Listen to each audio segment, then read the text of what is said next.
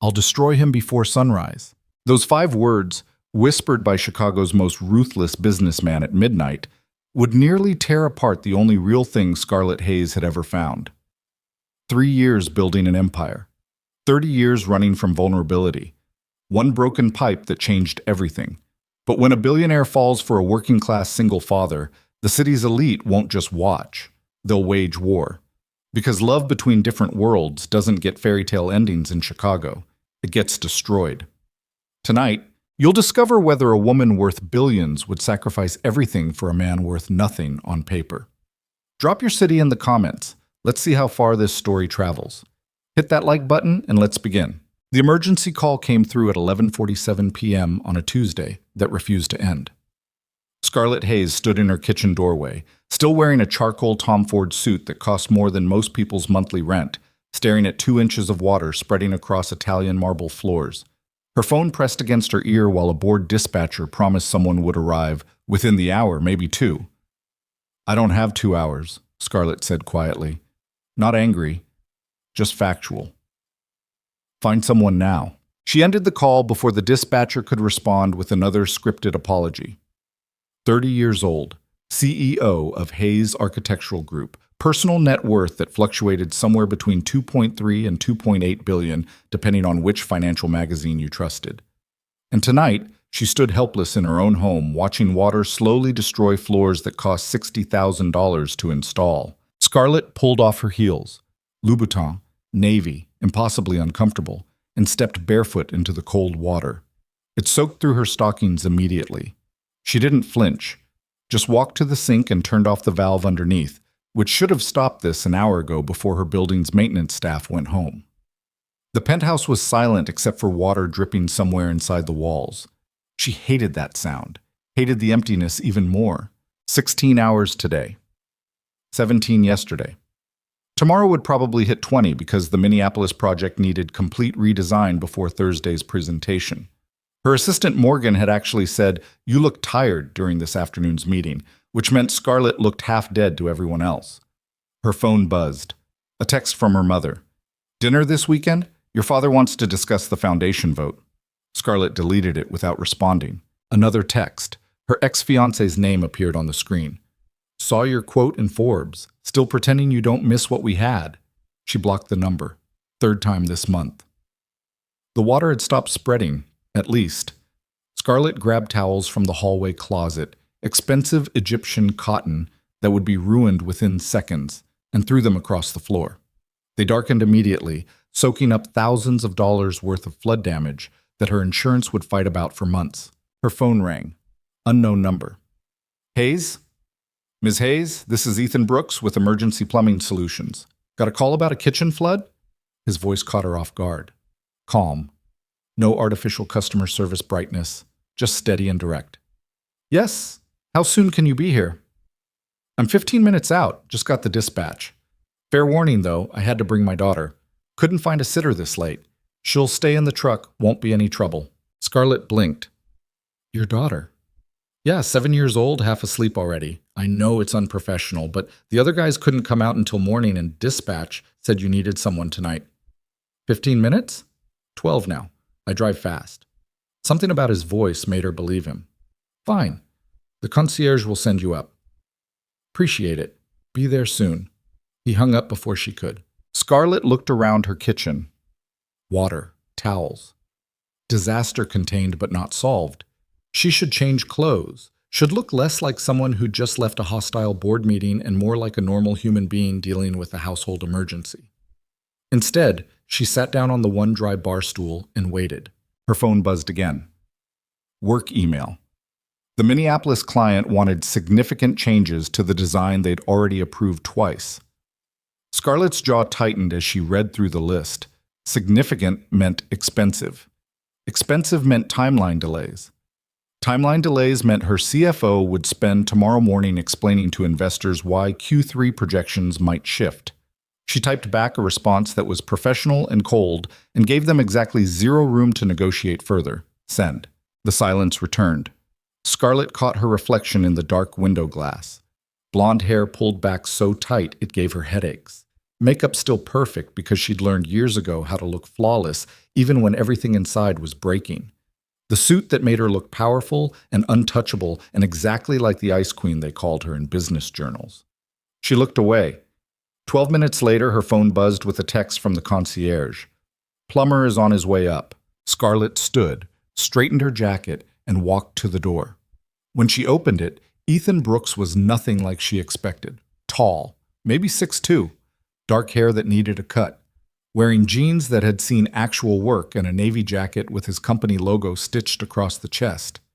He carried a toolbox that looked older than Scarlett's entire building and had the kind of weathered face that came from years of hard labor and not enough sleep. He also had kind eyes. That surprised her most. Ms. Hayes? Yes, Ethan Brooks. He didn't offer to shake hands, probably because he was holding the toolbox. Kitchen flood? This way. She led him through the foyer, where he didn't react to the original Rothko on the wall, past the living room, where he didn't pause at the floor-to-ceiling windows overlooking downtown Chicago, and straight to the kitchen disaster. Ethan set down his toolbox and surveyed the damage without speaking. Then he knelt beside the sink, opened the cabinet underneath, and stuck his head inside to examine the pipes. When did it start? His voice echoed slightly from inside the cabinet. Around 10. I was working late. Came home and found it like this. You shut off the valve? Yes. Good. He pulled his head out and looked up at her. That saved you about $10,000 in damage. Maybe more. Scarlett crossed her arms. Can you fix it tonight? Depends what's broken. Give me a few minutes to diagnose. He pulled a flashlight from his toolbox and disappeared back under the sink. She watched him work. Efficient. No wasted movement. His hands moved quickly through pipes and joints, testing connections, checking for cracks. He muttered something to himself that sounded like, "There you are," and then pulled out a section of pipe that had split along a seam. Found your problem. He held up the broken piece. Pressure buildup. Happens with older buildings sometimes, even fancy ones. The pipe couldn't handle it and just gave out. How long to fix? Hour, maybe 90 minutes. I've got the replacement parts in the truck. He stood up, still holding the broken pipe. Mind if I ask what you put down your disposal? Scarlett frowned. Excuse me? Your garbage disposal. What goes down it? I don't... Food waste? Ethan smiled. Actually smiled. Specifically? I don't understand the question. You've got lemon peels stuck in the trap. Lots of them. And what looks like coffee grounds. Those are basically the two worst things you can put down a disposal. Heat crept up Scarlett's neck. I didn't know that. Most people don't. His tone wasn't condescending, just matter of fact. Lemon peels expand when they get wet. Coffee grounds turn into cement. Together they create a blockage that builds pressure until something breaks. He gestured with the pipe. Hence, midnight flood. So this is my fault. This is a maintenance issue combined with disposal misuse. Not quite the same as fault. He set the pipe down carefully. Let me grab the parts from my truck. I'll have you fixed up before you know it. He headed for the door, then paused and turned back. Your daughter, Scarlett said suddenly. Is she all right out there? Something softened in Ethan's expression. She's fine. Brought her tablet and headphones. She'll watch cartoons until I'm done. Probably fall asleep halfway through. It's almost midnight. Yeah. He rubbed the back of his neck. Not my finest parenting moment, bringing her on a work call. But her regular sitter had a family emergency and my mom's out of town. Sometimes you just do what you have to do. Scarlett understood that more than he knew. Bring her up. Ethan blinked. What? Your daughter. Bring her inside. There's a guest room down the hall. She can sleep there instead of your truck. Ms. Hayes, I can't... You can. The room has a bed and it's warm and safe. Better than a truck in a parking garage at midnight. Scarlett heard her own voice take on the tone she used in boardrooms. I'm not asking. For a moment, Ethan just looked at her. Then slowly, he nodded. Okay. Thank you. That's really kind. It's practical. Scarlett turned away before he could see whatever expression was on her face. Go get your parts. And your daughter. She heard him leave. Alone again, Scarlett walked to the window and stared out at the Chicago skyline. Lights blazed from 1,000 buildings where people were still working, still grinding, still chasing whatever success looked like to them. She'd been chasing for so long she'd forgotten why she started. Behind her, water dripped softly from the towels. 10 minutes later, Ethan returned carrying his toolbox in one hand and holding his daughter's hand with the other. The little girl was small for 7, all sleepy eyes and tangled brown hair, wearing pajamas with cartoon characters Scarlett didn't recognize. She clutched a tablet to her chest and kept her face pressed against her father's side. "This is Sophie," Ethan said quietly. "Sophie, say hello to Miss Hayes." "Hi," Sophie whispered, not making eye contact. "Hello?" Scarlett had no idea how to talk to children. She dealt with architects and investors and city planners. 7-year-olds were completely outside her expertise. "The guest room is this way." She led them down the hall to a room she'd decorated 2 years ago and never used. White walls, comfortable bed, nothing personal. Sophie's eyes went wide when she saw it. "It's like a hotel," she breathed. "Better than a hotel," Ethan said. "Hotels don't let you watch cartoons until you fall asleep." Sophie giggled. Scarlett felt something strange in her chest, something she couldn't name. "I'll be working in the kitchen," Ethan told his daughter. "You need anything? Just come find me, okay?" "Okay, Daddy." He kissed the top of her head, and Sophie climbed onto the bed, already pulling up her tablet. Back in the kitchen, Ethan got to work. Scarlett should have gone to her office, should have tackled the 50 emails waiting in her inbox, or reviewed tomorrow's presentation notes. Instead, she found herself sitting on the bar stool again, watching Ethan replace the broken pipe. "You do this often?" she asked. "Midnight emergency calls?" "Couple times a week." He didn't look up from his work. "Most plumbing disasters happen at the worst possible times. Nobody's pipe bursts during business hours." "You've been doing this long?" 12 years. Started as an apprentice right out of high school. Got my license at 22. "No college?" "Couldn't afford it." Simple. No bitterness in his voice. "Besides, I'm good with my hands. College felt like it would have been a waste." Scarlett processed that. In her world, everyone had degrees, multiple degrees. Graduate programs and executive education and prestigious institutions listed on every resume. "What about your daughter's mother?" The question came out before she could stop it. "I'm sorry. That's too personal." "It's okay." Ethan adjusted something inside the pipe connection. "She left when Sophie was 2. Decided motherhood wasn't for her. Haven't heard from her since." "That must be difficult. Some days more than others." He glanced up at her. "But Sophie's the best thing that ever happened to me. Worth every sleepless night and missed meal and emergency plumbing call at midnight." The way he said it, like he meant every word, made Scarlett's throat tight. "You really love her." "More than anything in the world." Ethan returned to his work. "Being her dad is the only thing I've ever done that actually matters." Scarlett didn't know what to say to that. Her phone buzzed. Another work email. Another crisis that needed her attention immediately. She ignored it. "What about you?" Ethan asked, still focused on the pipes. "No Mr. Hayes waiting somewhere to help with the flood?" "No." "Boyfriend?" "No." "That surprises me." Scarlett raised an eyebrow. "Why? Woman like you? Successful, smart, lives in a place like this?" He gestured vaguely at the penthouse. "Figured you'd have men lining up. Men line up for a lot of reasons. Very few of them are good ones." Ethan looked at her then, really looked at her. And Scarlett felt seen in a way she hadn't experienced in years. "Yeah," he said quietly. "I imagine that's true." He went back to work. They fell into comfortable silence. Scarlett watched him replace gaskets and tighten connections and test the water pressure. His movements were confident, practiced. He knew exactly what he was doing. "Can I ask you something?" Ethan said after a while. "Go ahead." "Do you like lemon water?" Scarlett blinked. "What?" "Lemon water. That's a thing rich people drink, right? Lemon slices in fancy glasses?" Sometimes? That explains all the peels in your disposal." He grinned. "You're supposed to throw them away, not grind them up." "Nobody told me that." "I'm telling you now. Lemons in the trash, not the disposal." "Noted." "Also coffee grounds." "I don't even drink coffee." "Then why are there grounds in your pipes?" Scarlett thought about it.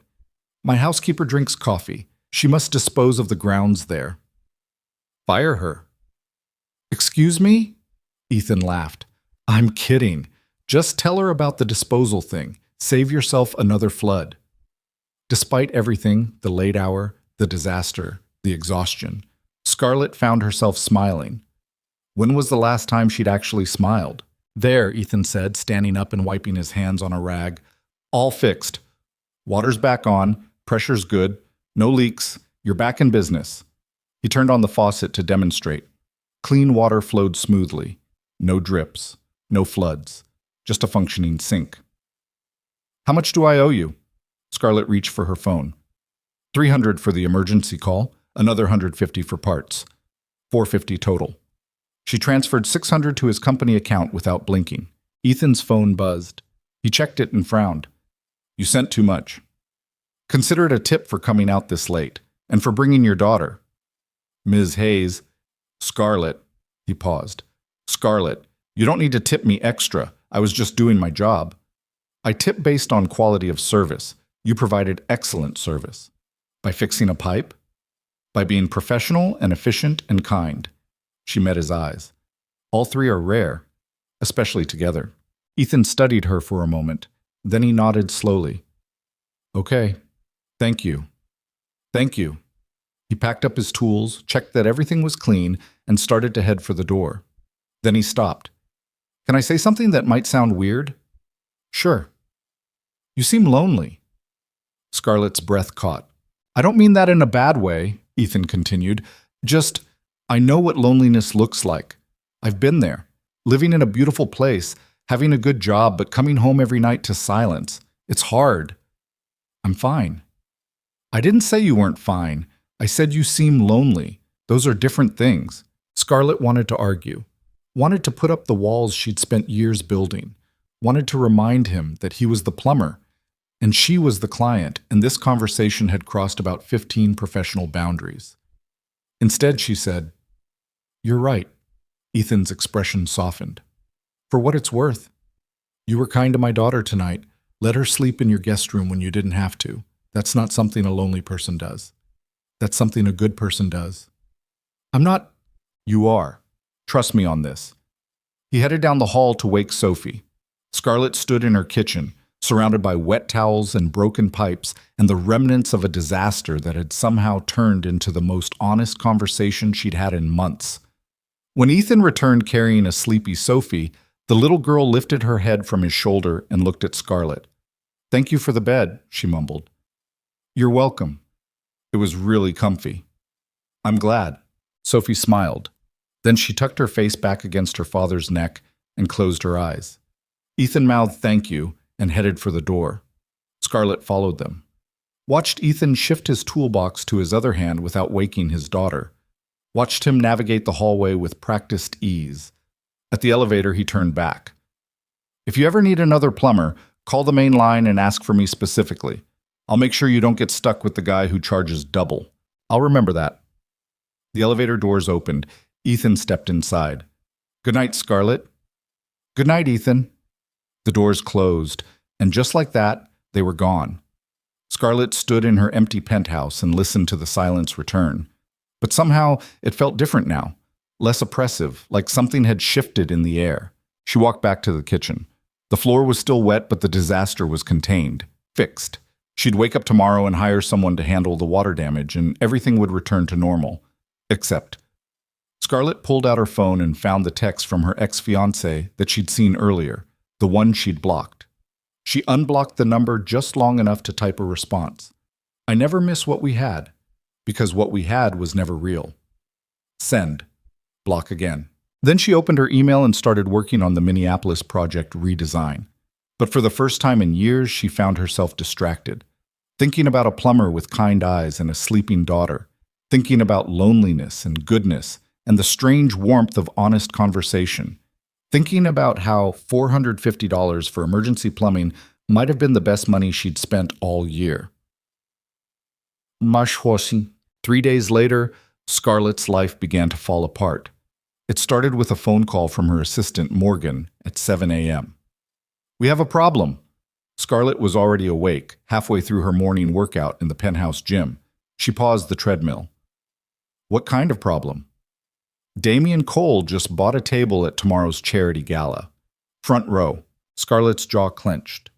Damien, her ex-fiancé.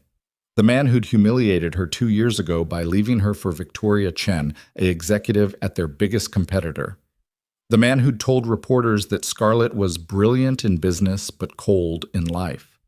The man who'd somehow managed to make their breakup about her failures instead of his betrayal.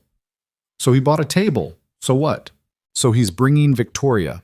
And according to the seating chart, they're positioned directly in your line of sight. You'll be staring at them all night. Scarlett stepped off the treadmill. Sweat dripped down her back. Who approved that seating arrangement? The event coordinator. She didn't realize the connection. Fix it. I tried. Damien specifically requested that spot. Paid triple the normal rate. The charity won't move him. Of course he did. This was exactly the kind of power play Damien loved. Show up at Scarlett's event, her charity gala that she'd been chairing for 5 years, and parade his new relationship in front of Chicago's elite. Prove to everyone that he'd moved on while she remained alone. Fine, Scarlett said coldly. I'll handle it. How? Good question. Scarlett ended the call and stood in her gym, breathing hard, trying to think through the anger. Tomorrow night's gala was the most important fundraiser of the year. 200 guests, 50 investors. Media coverage from every major outlet in Chicago. The event would raise millions for children's hospitals and cement Hayes Architectural Group's reputation as a company that cared about community impact. Scarlett had to appear powerful, confident, completely unaffected by her ex-fiancé's presence. But she'd be walking in alone. Again. Just like last year. Just like every event since Damien left, and everyone would notice. Everyone would whisper. Everyone would see exactly what Damien wanted them to see. That Scarlett Hayes, for all her billions and success, couldn't keep a man interested. Her phone rang. Her mother. Scarlett ignored it. Rang again. Her CFO. She ignored that too. Instead, she pulled up her contacts and scrolled through names, college friends who'd drifted away, business associates who'd use a charity gala invitation to angle for deals, ex-boyfriends who'd want favors in return. Nobody. She had nobody who would stand beside her tomorrow night without wanting something. Scarlett threw her phone onto the workout bench and pressed her palms against her eyes. 30 years old, billions in the bank, and completely, utterly alone. That afternoon, during a meeting with her architectural team about the Minneapolis project, Scarlett made a decision that was either brilliant or insane. Probably insane. Morgan, she said, pulling her assistant aside after the meeting, I need you to find someone's contact information. Who? Ethan Brooks. He's a plumber with emergency plumbing solutions. Morgan blinked. A plumber? Yes. You need a plumber's contact information. I need his personal number, not the company line. Morgan stared at her. Is your kitchen flooding again? No. Then why? Just find it, please. 20 minutes later, Morgan returned with a phone number scribbled on a Post-it note. She handed it to Scarlett with an expression that clearly said she had questions but knew better than to ask them. Scarlett waited until she was alone in her office. Then she dialed. The phone rang 3 times before Ethan answered. Hello? Ethan, it's Scarlett Hayes. A pause. Ms. Hayes, everything okay with your kitchen? The kitchen's fine. I'm calling about something else. Okay. Scarlett stood up and paced to her window, looked out at Chicago, sprawling below. I have a proposition for you. A proposition? Yes, it's going to sound strange. Most things you've said to me have sounded strange. Go ahead. Despite her nerves, Scarlett almost smiled. There's a charity gala tomorrow night, very formal, very public. I need someone to attend with me. Silence. Then, you're asking me to be your date? Fake date. Pretend date. Whatever you want to call it. The words tumbled out faster now. My ex-fiancé will be there with his new girlfriend. He's trying to humiliate me. I need to walk in with someone who makes it clear I've moved on. And you want that someone to be your plumber? Yes. More silence.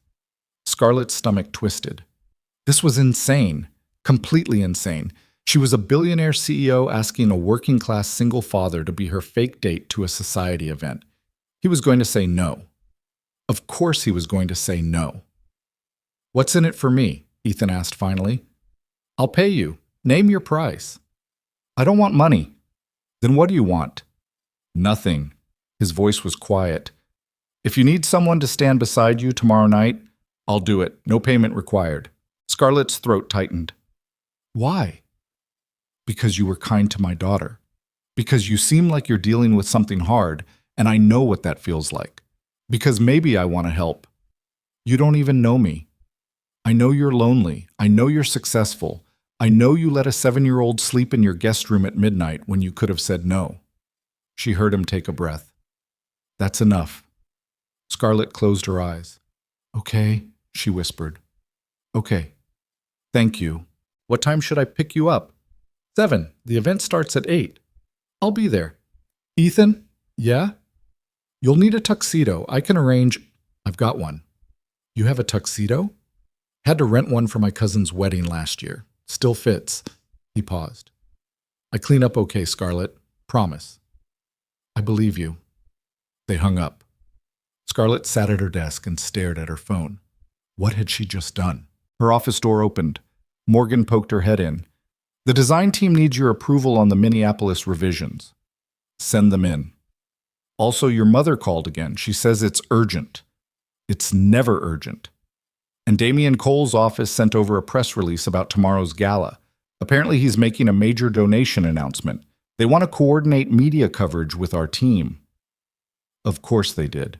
Scarlett's hands curled into fists. "Tell them we'll coordinate nothing. He can make whatever announcement he wants. We're not helping him turn my charity gala into his publicity opportunity." Morgan nodded and disappeared. Alone again, Scarlett pulled up photos from last year's gala on her computer. There she was in a silver gown, smiling for cameras, looking perfect and powerful and completely hollow. Tomorrow would be different. Tomorrow she'd walk in with Ethan Brooks on her arm. And either it would be the smartest move she'd ever made, or it would be the disaster that finally proved Damian right about her. The next evening, Scarlett spent 3 hours getting ready. Hair styled in loose waves instead of her usual severe bun. Makeup that made her look softer, more approachable. A gown that her stylist had delivered that morning, midnight blue silk that moved like water and cost more than most people's cars. She looked beautiful. She looked terrified. At 6:55 p.m., her phone buzzed. Text from the concierge. "Mr. Brooks is here." Scarlett's heart hammered. She grabbed her clutch, checked her reflection one final time, and headed for the elevator. When the doors opened to the lobby, she saw him. Ethan stood near the entrance wearing a perfectly fitted black tuxedo that transformed him completely. Gone was the rugged plumber in work boots. In his place stood a man who looked like he belonged at society galas. Confident, handsome, the kind of presence that made people look twice. He turned when he heard her heels clicking across the marble floor. His eyes widened. "Wow," he said quietly. "You clean up okay too," Scarlett managed.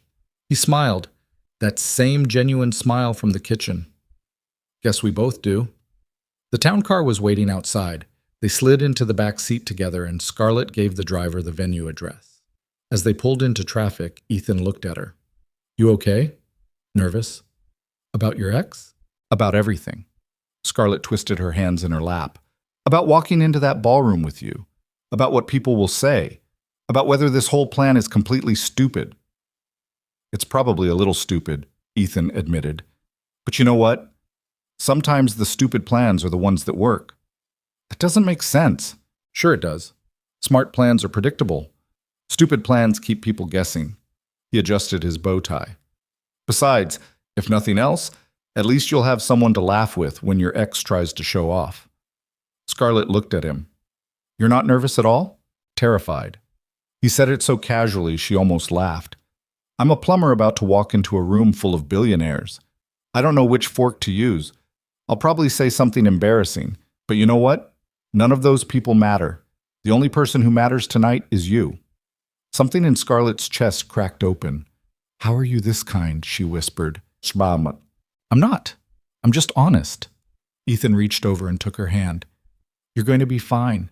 Better than fine. You're going to walk in there and show everyone exactly who you are, and I'll be right beside you the whole time. His hand was warm, calloused, real. Scarlett held on tight. The car pulled up to the venue, a historic hotel in downtown Chicago that had been transformed into a glittering wonderland. Red carpet, photographers, guests in designer gowns and expensive tuxedos streaming through the entrance. Scarlett's stomach dropped. Ready? Ethan asked. No. Perfect. Let's go anyway. He stepped out of the car first, then offered his hand to help her out. Cameras flashed immediately. Reporters shouted questions. Scarlett had done this 100 times before, but tonight felt different. Tonight she wasn't alone. Ethan's hand stayed on the small of her back as they walked the red carpet. Steady, grounding. When a photographer called for them to stop and pose, he leaned in and whispered, "Smile like you just heard the funniest joke of your life." I can't. Sure you can. Think about something ridiculous, like the fact that I once got my hand stuck in a toilet trying to retrieve a kid's toy truck. Scarlett burst out laughing. The cameras went crazy, and just like that, they were inside. The ballroom was exactly as stunning as Scarlett remembered from the planning meetings. Crystal chandeliers, white tablecloths, flowers everywhere. 200 of Chicago's wealthiest citizens mingling with champagne glasses and practiced smiles. And there, at a front row table exactly where Morgan said he'd be, sat Damian Cole. He looked the same, handsome in that polished, calculated way. Perfect hair, perfect suit, perfect smile that didn't reach his eyes. Victoria Chen sat beside him, wearing red and looking bored. When Damian saw Scarlett, his expression shifted. Surprise first, then calculation, then something that might have been anger. His eyes moved to Ethan, lingered, assessed. Scarlett felt Ethan's hand tighten slightly on her back. That him? Ethan murmured. Yes. He looks like an asshole. Scarlett nearly choked on her champagne. Ethan? Sorry, he looks like a successful asshole. This time she did laugh. People turned to look at them, whispered.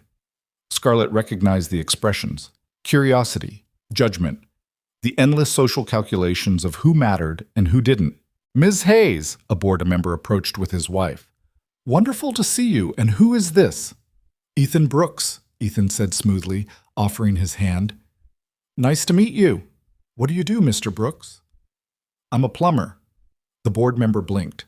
Plumber? Yes, sir. Emergency repairs mostly. Burst pipes, flooded basements, that kind of thing. Awkward silence. Then the board member's wife smiled. How refreshing! Someone with a real job instead of just managing money.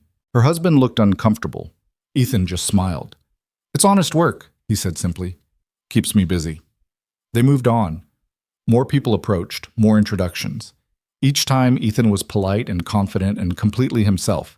He didn't pretend to be something he wasn't, didn't apologize for being a plumber, just stood there like he belonged. And somehow, people responded to it. An investor's daughter asked about emergency plumbing disasters and listened fascinated as Ethan described finding a wedding ring in a drain pipe. A city councilman's wife laughed when Ethan admitted he had no idea which charity the gala supported, but was happy to be there anyway. Even the skeptical ones, the ones who looked at his profession and dismissed him, couldn't quite shake his presence. Because Ethan wasn't trying to impress anyone.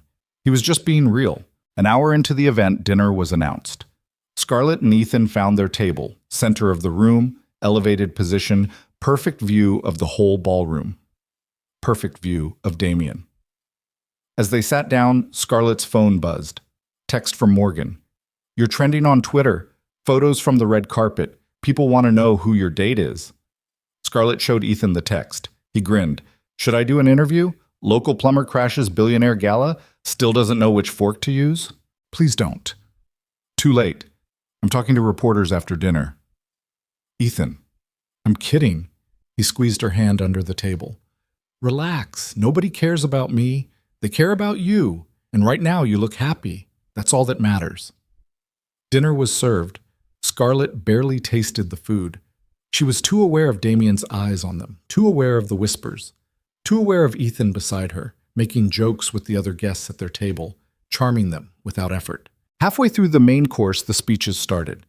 The charity director, a hospital administrator, a donor who'd contributed 7 figures. Then Damien stood up. Scarlett's blood went cold. "I wasn't planning to speak tonight," Damien said into the microphone, his voice smooth and practiced. "But I wanted to take a moment to announce something special." Victoria smiled up at him adoringly. "My company is donating $5 million to tonight's cause." Gasps around the room, applause, cameras flashing. Damien soaked it in. "Children's health care is important to me, and I believe those of us with resources have a responsibility to give back." His eyes found Scarlett across the room. "Some people throw galas. Some people write checks. Both matter. But I've always believed actions speak louder than events." The implication was clear. Scarlett threw parties. Damien donated millions. Scarlett played at charity. Damien actually cared. The applause continued. Damien sat down, looking pleased with himself. Beside Scarlett, Ethan leaned close. "Want me to punch him?" "What?" "I'll do it. I'll walk right over there and punch him in his smug face." "You can't punch him." "Sure I can. I'm a plumber, blue-collar guy. Everyone will think I just lost my temper. You'll look scandalized. He'll look like he deserved it." Ethan's eyes twinkled. "Win-win."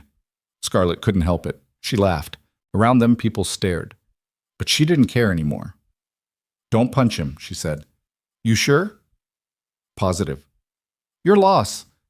"I throw a good punch." The speeches ended. Music started. People moved to the dance floor. Ethan stood and offered his hand. "Dance with me." "I don't." "Yes, you do. Come on." Scarlett let him pull her onto the floor. He wasn't a perfect dancer. Got the steps wrong sometimes. Stepped on her foot once. But he held her close and smiled when she corrected him and made the whole thing feel less like performance and more like fun. Over his shoulder, Scarlett saw Damien watching them. Saw Victoria say something to him. Saw his jaw tighten. "Good." "You're thinking about him," Ethan said quietly. "How did you know?" Your shoulders tensed. He spun her gently. "Stop thinking about him. Think about this moment, right now, you and me and terrible dancing. You're not terrible. I'm definitely terrible, but you're too polite to say so." Scarlett smiled against his shoulder. "Thank you for being here. Thank you for asking me." They danced through 2 more songs. Then Ethan guided her off the floor and toward the balcony. Outside, Chicago glittered below them. Cold air, clear sky, blessed silence after the ballroom chaos. Scarlett leaned against the railing and breathed. "Better?" Ethan asked. "Much better." He stood beside her, not touching, just present. "You know what I think?" "What?" "I think you don't need to prove anything to anyone in that ballroom." "Easy for you to say. Is it?" Ethan turned to face her. "Scarlett, you're one of the most successful people in this city. You built an empire. You're changing skylines. You're raising millions for sick kids. What exactly do you still need to prove?" "That I'm not cold, that I'm not broken, that I can be loved." The words came out before she could stop them. Ethan's expression softened. "You're not broken." "Damien thinks I am." "Damien's an idiot." He said it so matter-of-factly that Scarlett almost believed him. He had something real with you and threw it away because he's too shallow to recognize value when he sees it. That's not your failure. That's his. "You don't know what our relationship was like. I know he hurt you. I know he's in there trying to hurt you again. And I know none of that means you're broken." Ethan reached out and tucked a strand of hair behind her ear. "You're just human, like the rest of us." Scarlett's eyes burned. "I don't cry," she whispered. "Okay. I haven't cried in years." "Okay. I'm not going to start now." "Okay." A tear slid down her cheek anyway. Ethan gently wiped it away with his thumb. "For the record," he said quietly, "I think anyone who gets to love you would be the luckiest person alive." Scarlett's breath caught. Before she could respond, the balcony door opened. Morgan appeared, looking frantic. "Scarlett, we have a situation." Inside, chaos had erupted. A reporter had somehow gotten past security and was interviewing Damien about his $5 million donation. Cameras everywhere. Damien basking in attention while Victoria posed beside him. "He's turning your event into his publicity stunt," Morgan hissed. "Just like you said he would." Scarlett's hands clenched into fists. All night she'd played it cool, stayed composed, let Damien have his moment. But this was her gala, her charity, her event that she'd spent months planning, and Damien was stealing it. "Ms. Hayes," the reporter spotted her. "Can we get a comment about Mr. Cole's generous donation?" Everyone turned to look. Scarlett felt Ethan's hand on her back, steady, grounding. She walked forward. "Mr. Cole's donation is appreciated," she said smoothly, "as are all the contributions tonight. This charity serves children who need medical care they can't afford. Every dollar matters. But $5 million is quite significant. Yes, significant enough that I'm sure Mr. Cole will be thrilled to hear that Hayes Architectural Group will match it." Dead silence. Damien's smile froze. "Match it?" the reporter repeated. "Dollar for dollar. $5 million from Cole Industries, $5 million from Hayes Architectural Group. $10 million total for children's health care." Scarlett smiled pleasantly. "Thank you for bringing attention to such an important cause, Damien. Your generosity inspired me to do the same." The reporter's eyes went wide. "Ms. Hayes, that's incredibly generous. It's necessary." Scarlett kept her voice calm, professional. "These children deserve our help. Mr. Cole understood that. I'm simply following his excellent example." She turned away before Damien could respond. Behind her, she heard Morgan whisper, "Holy shit." Ethan was grinning when she reached him. "That was perfect," he murmured. "That was expensive. Worth every penny." They slipped back outside onto the balcony. Scarlett's heart was racing. $5 million. She'd just committed $5 million on impulse because her ex-fiancé had tried to upstage her at her own event. Her CFO was going to kill her. "You're panicking," Ethan observed. "I just spent $5 million out of spite." "No. You just spent $5 million helping sick kids." He leaned against the railing. "There's a difference. My board is going to lose their minds. Let them. You're the CEO. You make the calls." Scarlett laughed shakily. "That's not how boards work." Maybe it should be. Behind them, through the glass doors, she could see Damien's face, red, angry. Victoria trying to calm him down while reporters swarmed. Scarlett had beaten him at his own game, and it felt incredible. "Thank you," she said quietly. "For what?" "For being here, for making me laugh, for reminding me that I don't have to prove anything." She turned to face Ethan. Tonight could have been horrible. Instead it was fun? Surprisingly, yes. Ethan smiled. "Good. You deserve fun." They stood there in comfortable silence, watching Chicago sparkle below them. Inside, the gala continued, music and dancing and wealthy people celebrating their own generosity. But out here, on this balcony, with the cold air and honest company, Scarlett finally felt like herself again. Not the Ice Queen, not the billionaire CEO, just Scarlett. "Can I tell you something?" Ethan said after a while. "Sure." "Tonight was one of the best nights I've had in years." Scarlett blinked. "Really?" "Really. I got to wear a tuxedo, eat fancy food, dance with a beautiful woman, and watch her destroy her ex-fiancé with strategic charity donations." He grinned. "That's a pretty good Friday night." "Most people would find this whole situation insane." "Most people are boring." Scarlett laughed. They stayed outside until the cold became unbearable, then slipped back into the warmth of the ballroom. The event was winding down, guests saying goodbyes. Damien and Victoria had already left, apparently. "Guess he couldn't handle the competition," Ethan whispered. Scarlett smiled. As they walked toward the exit, a woman approached, elderly, elegant, dripping in diamonds. "Ms. Hayes, a word?" Scarlett recognized her. Margaret Whitmore, old money, major donor, one of the most influential women in Chicago philanthropy. "Of course, Mrs. Whitmore." The older woman's eyes flicked to Ethan, then back to Scarlett. "I wanted to say how refreshing it was to see you with someone genuine tonight. Your young man has excellent manners." "Thank you." "Too many of these events are full of peacocks showing off their feathers. Mr. Brooks seems like he actually cares about substance." She smiled. "Don't let that one go, dear. Good men are rare." She walked away before Scarlett could explain that Ethan wasn't actually her boyfriend. "She thinks we're together," Scarlett said quietly. "Yeah. We should probably clarify." Or we could just let people think what they want to think. Ethan offered his arm. Come on, let's get you home. The ride back to her penthouse was quiet, comfortable. Scarlett felt exhaustion settling in, the good kind that came after surviving something difficult. When they pulled up to her building, Ethan walked her to the door. Thank you again, Scarlett said, for everything. Anytime.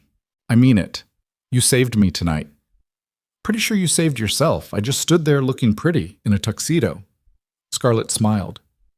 You did more than that. They stood in the lobby, neither quite ready to say goodbye. Scarlett, Ethan said quietly. Yeah? If you ever need someone to stand beside you again, charity event, board meeting, random Tuesday afternoon, call me, okay? Okay. I'm serious. I know. He leaned in and kissed her cheek, quick, gentle, completely unexpected. Then he was gone, heading back to the car before Scarlett could process what just happened. She rode the elevator up to her penthouse in a daze. Inside, the silence greeted her. But tonight, it didn't feel oppressive.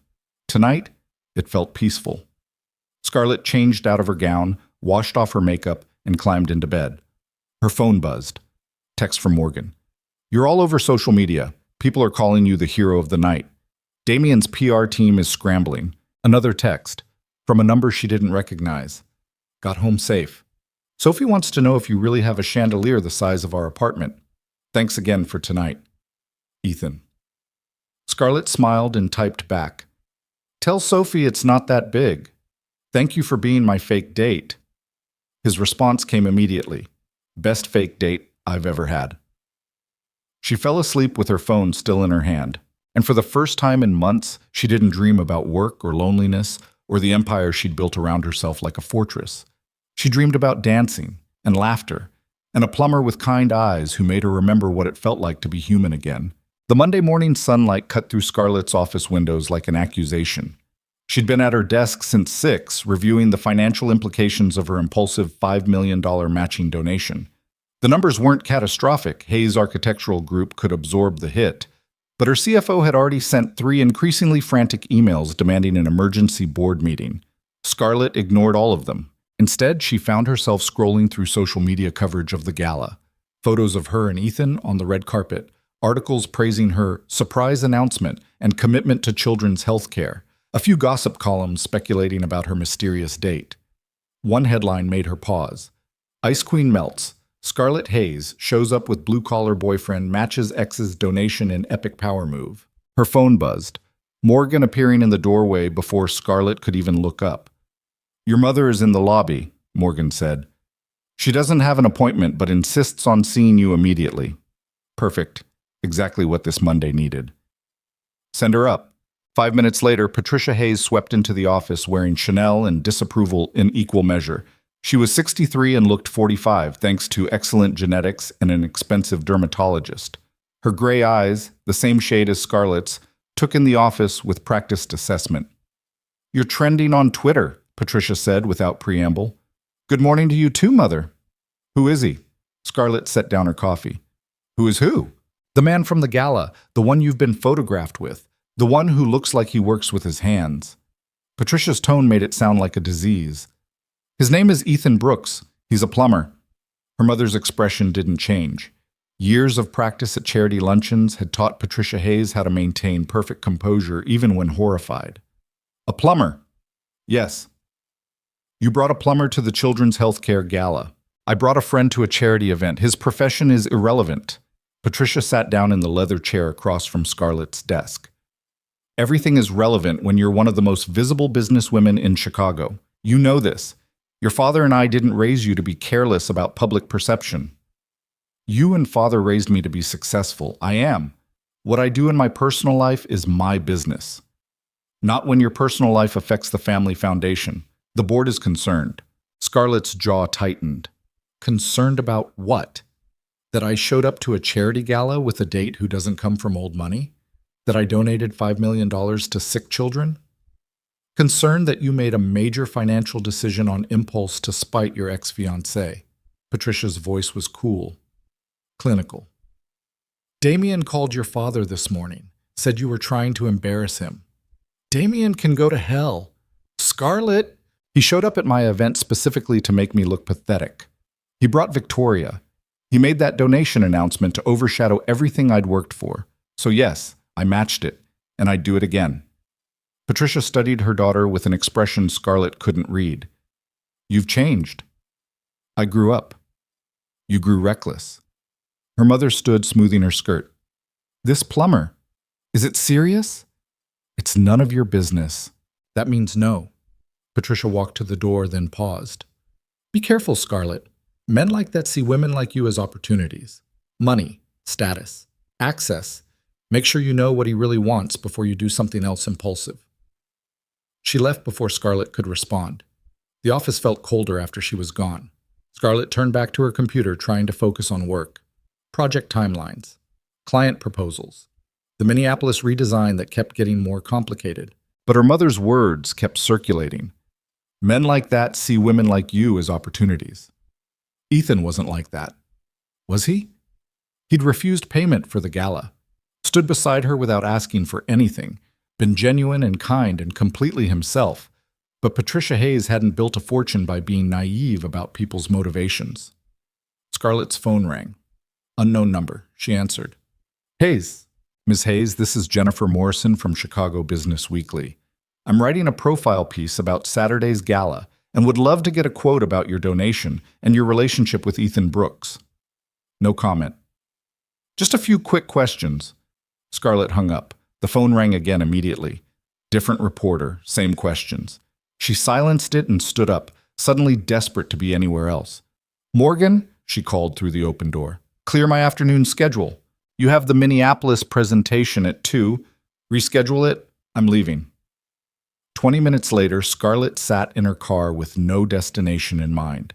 She just drove, letting Chicago blur past her windows, trying to escape the feeling that her carefully controlled life was spinning out of her grasp.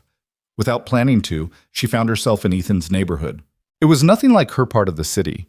Older buildings, chain-link fences, corner stores with hand-painted signs. Working-class Chicago in all its complicated reality. She pulled over and sent him a text. Are you working today? His response came fast. Woo 3. Why?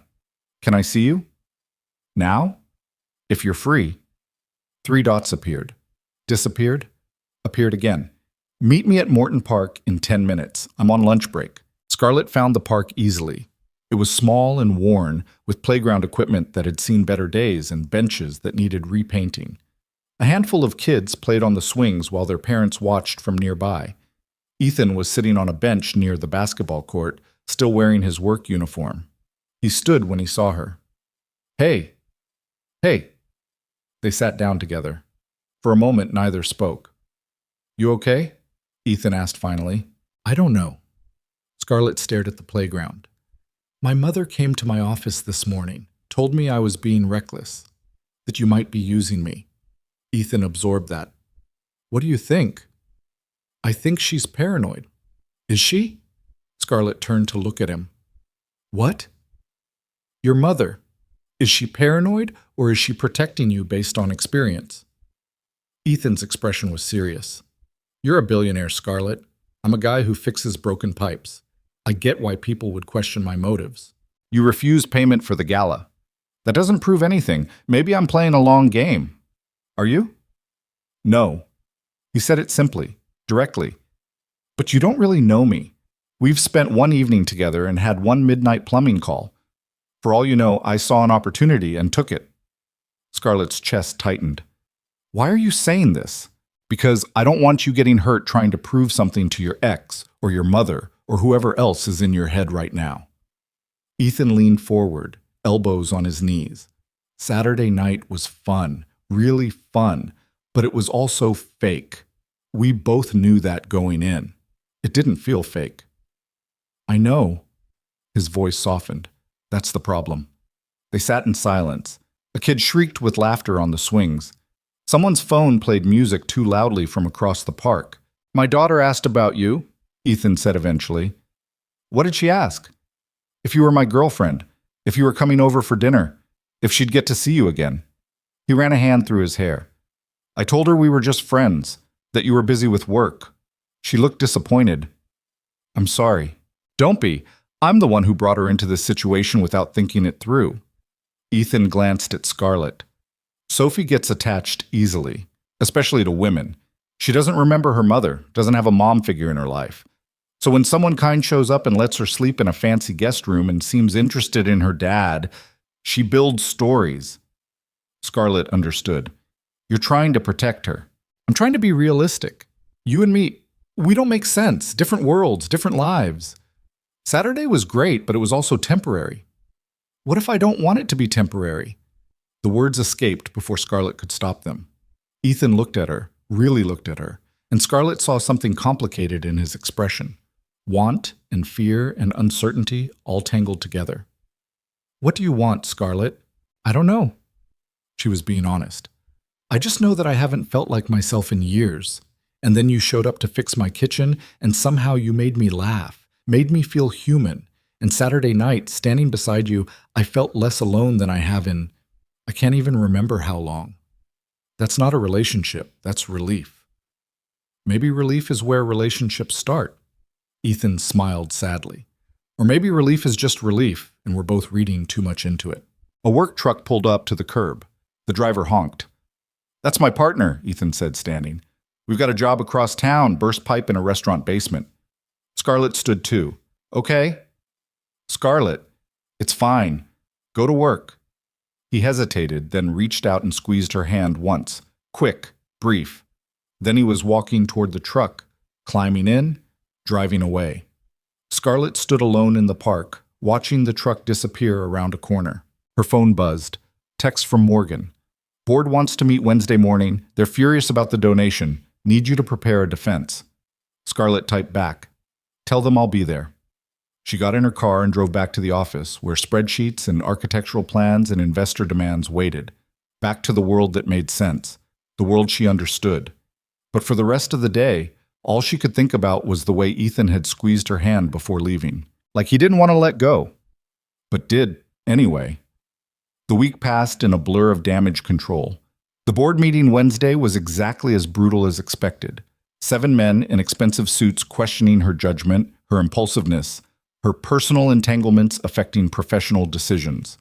Scarlett sat through 2 hours of lectures about fiscal responsibility and public image and the importance of consulting before making major financial commitments. She didn't apologize, didn't back down, just presented the numbers showing how the donation would actually benefit their tax position and generate positive PR worth far more than $5 million in traditional advertising. By the end, the board had grudgingly accepted the decision, but their disapproval hung in the air like smoke. Thursday brought 3 new project proposals and a crisis with the Minneapolis client, who now wanted to scrap the entire design and start over. Scarlett spent 14 hours in meetings trying to salvage months of work. Friday, a business magazine published a profile calling her Chicago's most eligible bachelorette, and speculating about whether her mystery plumber boyfriend was serious or just a rebound. She didn't respond to any interview requests, didn't check social media, just worked until the exhaustion made her numb. By Saturday morning, Scarlett was running on 4 hours of sleep and too much coffee. She had a breakfast meeting with investors, followed by a site visit to a project downtown, followed by paperwork that would take the rest of the weekend. Her phone rang while she was reviewing contracts. Morgan. What now? You have a visitor in the lobby. Scarlett's heart jumped. Who? A little girl. Says her name is Sophie Brooks. She's with her grandmother. Scarlett nearly dropped her phone. Send them up. 2 minutes later, Sophie burst into her office wearing a purple dress and holding a handmade card. Behind her walked an older woman with gray hair and Ethan's eyes. Ms. Hayes, the woman said. I'm Linda Brooks, Ethan's mother. I'm so sorry to show up unannounced, but Sophie insisted on delivering this herself. Sophie ran straight to Scarlett and thrust out the card. I made you a thank you card for letting me sleep in your room. Scarlett took it carefully. The card was covered in glitter and stickers. Inside, written in careful 7-year-old handwriting, thank you for being nice to me and my daddy. You are very pretty. Love, Sophie. Something in Scarlett's chest cracked. This is beautiful, Sophie. I drew a picture on the back. Sophie flipped the card over. Sure enough, there was a crayon drawing of 3 stick figures, one tall with yellow hair, one medium-sized with dark hair, one small with brown hair, They were holding hands. "That's you and Daddy and me," Sophie explained proudly. "At the fancy party." "I love it." "Really?" "Really." Scarlett looked at Linda. "Thank you for bringing her." It was all her idea. Linda smiled. "She's been talking about you all week. Finally wore me down." "Does Ethan know you're here?" "No, he's at work. I'll probably get an earful later for enabling this." She didn't look particularly concerned, but Sophie was very insistent that you needed to have her card today. "Well, I'm glad she insisted." Scarlett crouched down to Sophie's level. "This made my whole day better." Sophie beamed, then, without warning, she threw her arms around Scarlett's neck and hugged her tight.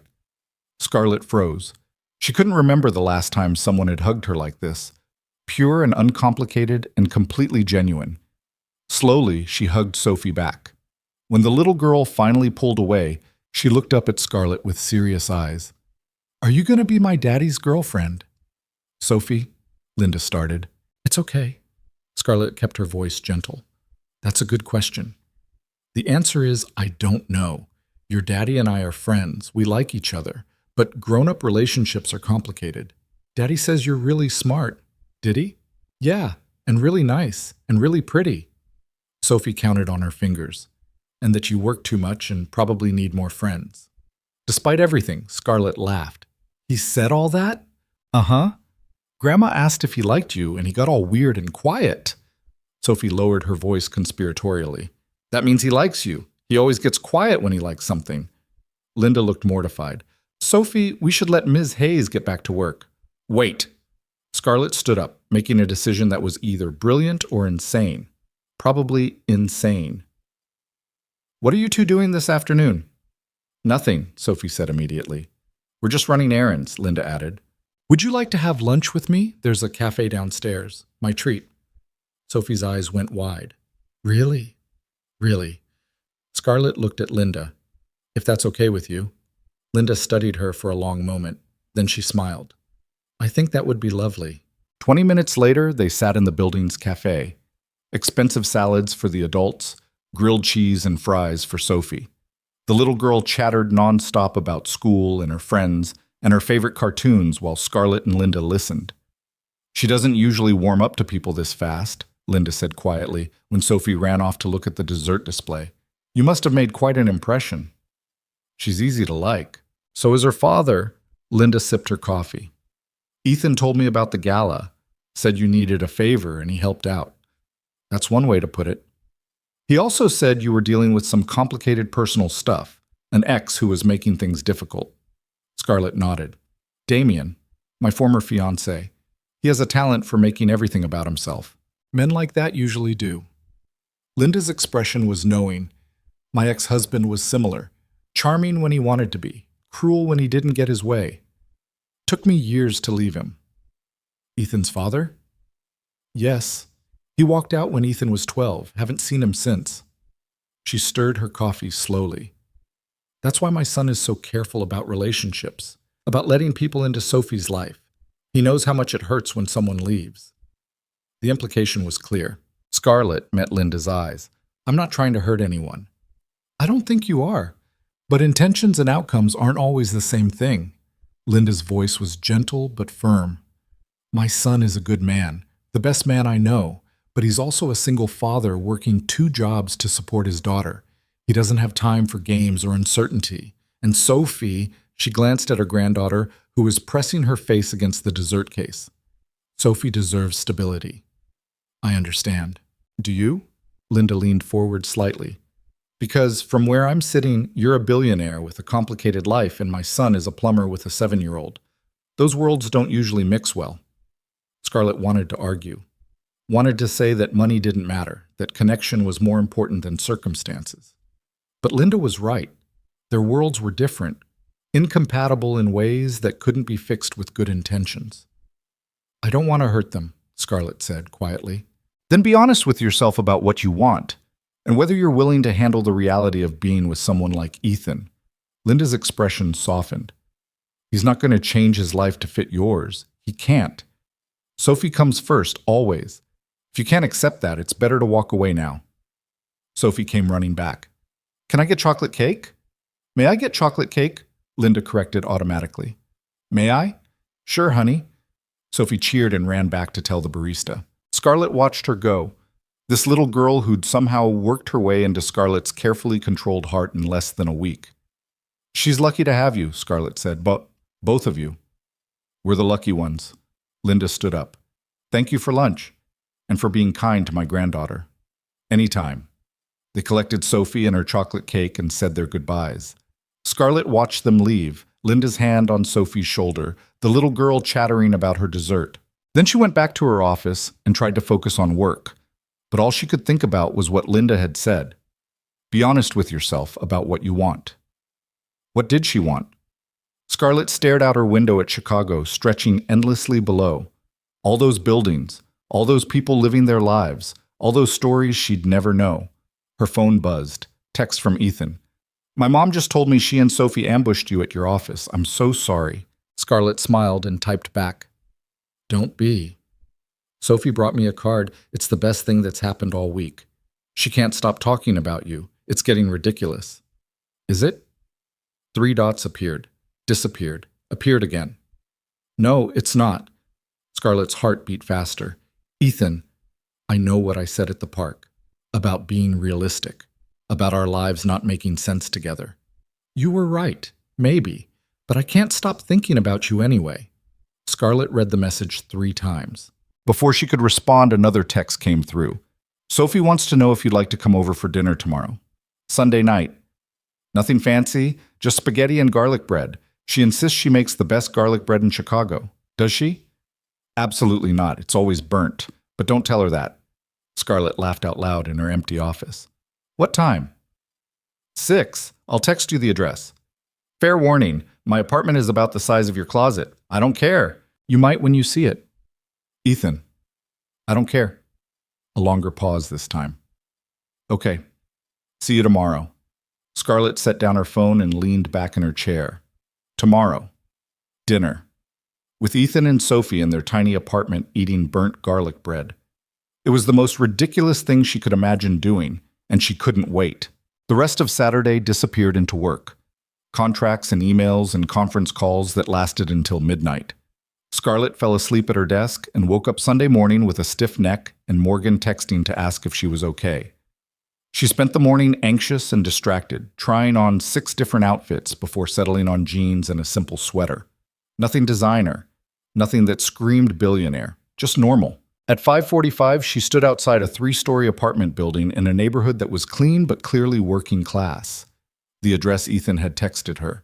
Scarlett took a deep breath and pressed the buzzer for apartment 2B. Hello? Sophie's voice crackled through the intercom. Hi, Sophie. It's Scarlett. A shriek of excitement. Daddy, she's here! The door buzzed, and Scarlett climbed 2 flights of stairs to find Sophie waiting in the hallway, bouncing on her toes. You came! Of course I came. You invited me. Sophie grabbed her hand and pulled her into the apartment. It was small. Really small. Living room and kitchen combined into one space. A worn couch. A TV that was at least 10 years old. Toys scattered across the floor. Children's drawings taped to the refrigerator. And Ethan standing at the stove wearing jeans and a t-shirt, stirring a pot of sauce. He looked up when she entered, smiled. Hey. Hey. For a moment, they just looked at each other. Then Sophie was pulling Scarlett to the kitchen table, showing her the garlic bread she'd helped prepare, explaining in great detail how you had to butter both sides and add lots and lots of garlic powder. Dinner was chaotic and warm and completely wonderful. The spaghetti was good. The garlic bread was indeed burnt on the edges. Sophie talked nonstop about school and her upcoming science project about volcanoes. Ethan told embarrassing stories about fixing a toilet in a mansion where the owners kept 17 cats. Scarlett laughed more in 2 hours than she had in 2 months. After dinner, Sophie insisted on showing Scarlett her room, a tiny space with a twin bed, a bookshelf, and drawings covering every inch of wall space. This is my favorite, Sophie said, pointing to a crayon drawing of a house with a family. That's me and Daddy, and that's you. Scarlett's throat tightened. I'm in your drawing? Yeah, because you're part of our family now. Sophie, Ethan appeared in the doorway. That's not... We talked about this. But I want her to be part of our family, Sophie said stubbornly. Ethan looked at Scarlett helplessly. How about this? Scarlett said gently. I'm your friend. Friends are kind of like family, right? Sophie considered this. I guess. So I can be your friend family. How's that sound? Okay. Sophie hugged her tight. Friend family is good. Ethan mouthed thank you over his daughter's head. After Sophie's bedtime, which involved 3 books, 2 glasses of water, and at least 4 stalling tactics, Ethan and Scarlett finally sat on the small couch together. Sorry about the family comment, Ethan said. She's 7. She doesn't really understand boundaries yet. It's okay. It's not. I don't want her pressuring you into anything. She's not. Scarlett turned to face him. Ethan, tonight was perfect. The garlic bread was burnt. I don't care about the garlic bread. My apartment is tiny. I don't care about your apartment. Scarlett, I care about this. She gestured around the small space. About Sophie showing me her drawings. About you making spaghetti and telling terrible plumbing stories. About feeling like I belong somewhere instead of just existing. Ethan was quiet for a long moment. You do belong here, he said finally. You know that, right? You walked in and Sophie lit up like Christmas, and He stopped, started again. I haven't felt this comfortable with someone in years, maybe ever. Then why are we fighting it? Because it's complicated. Because you're you and I'm me. Because Sophie will get hurt if this doesn't work out. Because Scarlett kissed him. She didn't plan it, didn't think about it, just leaned forward and pressed her lips to his, cutting off whatever reason he was about to give. For half a second, Ethan froze. Then he was kissing her back. It wasn't perfect or smooth or anything like the romance movies. It was hesitant and uncertain and a little clumsy. But it was real. And it was theirs. When they finally pulled apart, both breathing hard, Ethan rested his forehead against hers. We're really doing this? He whispered. I think we are. It's going to be messy. I know. People are going to judge. Let them. They're going to. My life isn't glamorous. I work long hours. I have a kid.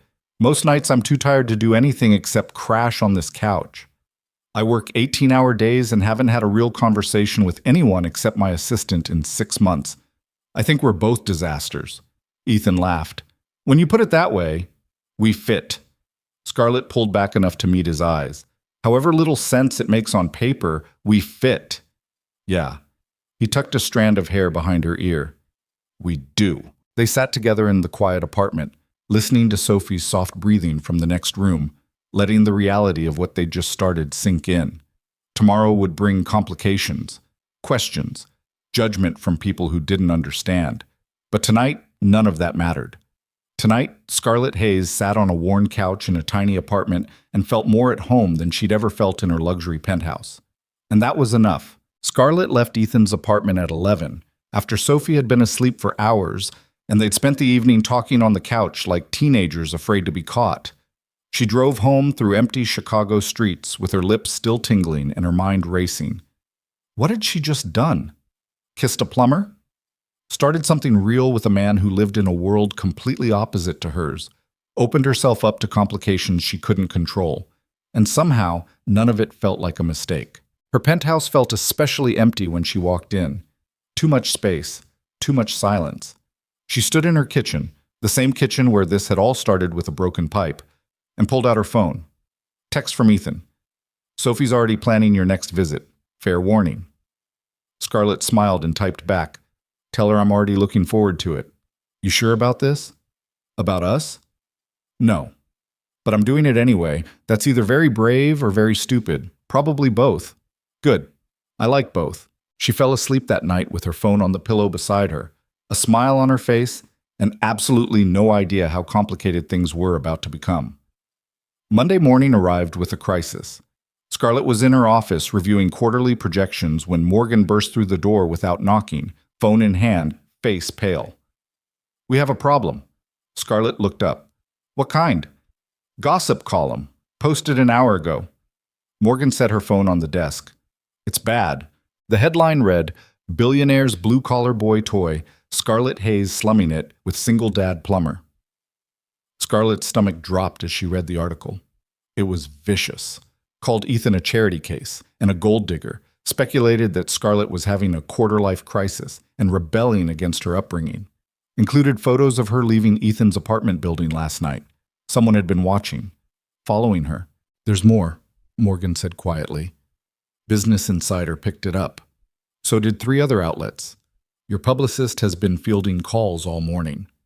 Scarlett's hands clenched into fists. Who wrote this? Anonymous source, but the writing style... Morgan hesitated. It sounds like Damien, or someone close to him. Of course it did. Scarlett stood up and walked to her window. Down below, Chicago went about its morning, people heading to work, living their lives, completely unaware that hers was being dissected in gossip columns. "Schedule a press conference," she said. "Scarlett, this afternoon, 4 o'clock, I'll make a statement." That's not a good idea. Responding gives the story oxygen. We should ignore it and let it die. It's not going to die. It's going to get worse. Scarlett turned to face her assistant. Damien's just getting started. He wants to destroy this before it becomes real, before people start seeing me as something other than the ice queen who can't maintain a relationship. Then what do you want to say? Good question. Scarlett pulled out her phone and texted Ethan. We need to talk. Can you call me? He called 30 seconds later. I saw the article, Ethan said without preamble. I'm sorry. Don't apologize. This isn't your fault. Scarlett, they're calling me a gold digger, saying I'm using you for money, that Sophie and I are... His voice cracked slightly. That we're some kind of scam. I know, and I'm going to fix it. How? Press conference this afternoon. I'm going to set the record straight. Silence on the other end. Then, what does that mean? Scarlett closed her office door for privacy. It means I'm going to tell them the truth, that we're together, that you're not using me, that they can write whatever garbage they want, but it won't change the facts. Scarlett, that's going to make everything worse. They'll dig into my life, Sophie's life, my finances, everything. I know. I don't know if I can handle that. If I can put Sophie through that. Scarlett's chest tightened. What are you saying? Ethan was quiet for a long moment. She could hear him breathing, could imagine him in his truck between jobs, trying to figure out how to navigate this mess. I'm saying maybe your mother was right, he said finally. Maybe this doesn't work. Maybe we should end it now before it gets worse. You want to end this? I want to protect my daughter. From what? From me? From being collateral damage in your world. His voice was strained. Sophie's 7, Scarlett. She doesn't understand gossip columns and paparazzi and business rivals trying to destroy people. All she knows is that suddenly her picture might be in newspapers because her dad is dating someone famous. I won't let that happen. You can't control it. Neither can I. He took a shaky breath. Maybe we moved too fast. Maybe Sunday night was a mistake. The word hit Scarlett like a physical blow. Sunday night wasn't a mistake, she said quietly. Then what was it? Because right now it feels like I just dragged my kid into a nightmare. Ethan, I have to go. I'm on a job site. Wait. The line went dead. Scarlett stood in her office, phone pressed to her ear, listening to silence. Morgan knocked softly and entered. The publicist wants to know what you're planning to say at the press conference. Scarlett set down her phone. Cancel it. What? Cancel the press conference. We're not responding. But you just said... I changed my mind. Let the story run its course. Ignore it like you suggested. Morgan studied her carefully. What happened? Nothing. Scarlett returned to her desk and pulled up a contract that needed reviewing. Get me the Minneapolis team on the phone in 20 minutes. We need to finalize those revisions. Scarlett, 20 minutes, Morgan. Her assistant left, closing the door quietly behind her. Alone again, Scarlett stared at the contract without seeing it. The words blurred together. All she could think about was Ethan's voice on the phone. Maybe Sunday night was a mistake. Her phone buzzed. Text from her mother. Saw the article. Call me. Scarlett deleted it. Another text. From Damien. Told you it wouldn't last. He was never in your league. She blocked the number again. Her office line rang. Morgan's voice came through the speaker. Minneapolis team on line 2. Scarlett picked up and spent the next 3 hours in meetings. Pushed Ethan out of her mind, focused on work. Let the familiar rhythm of negotiations and project timelines drown out everything else.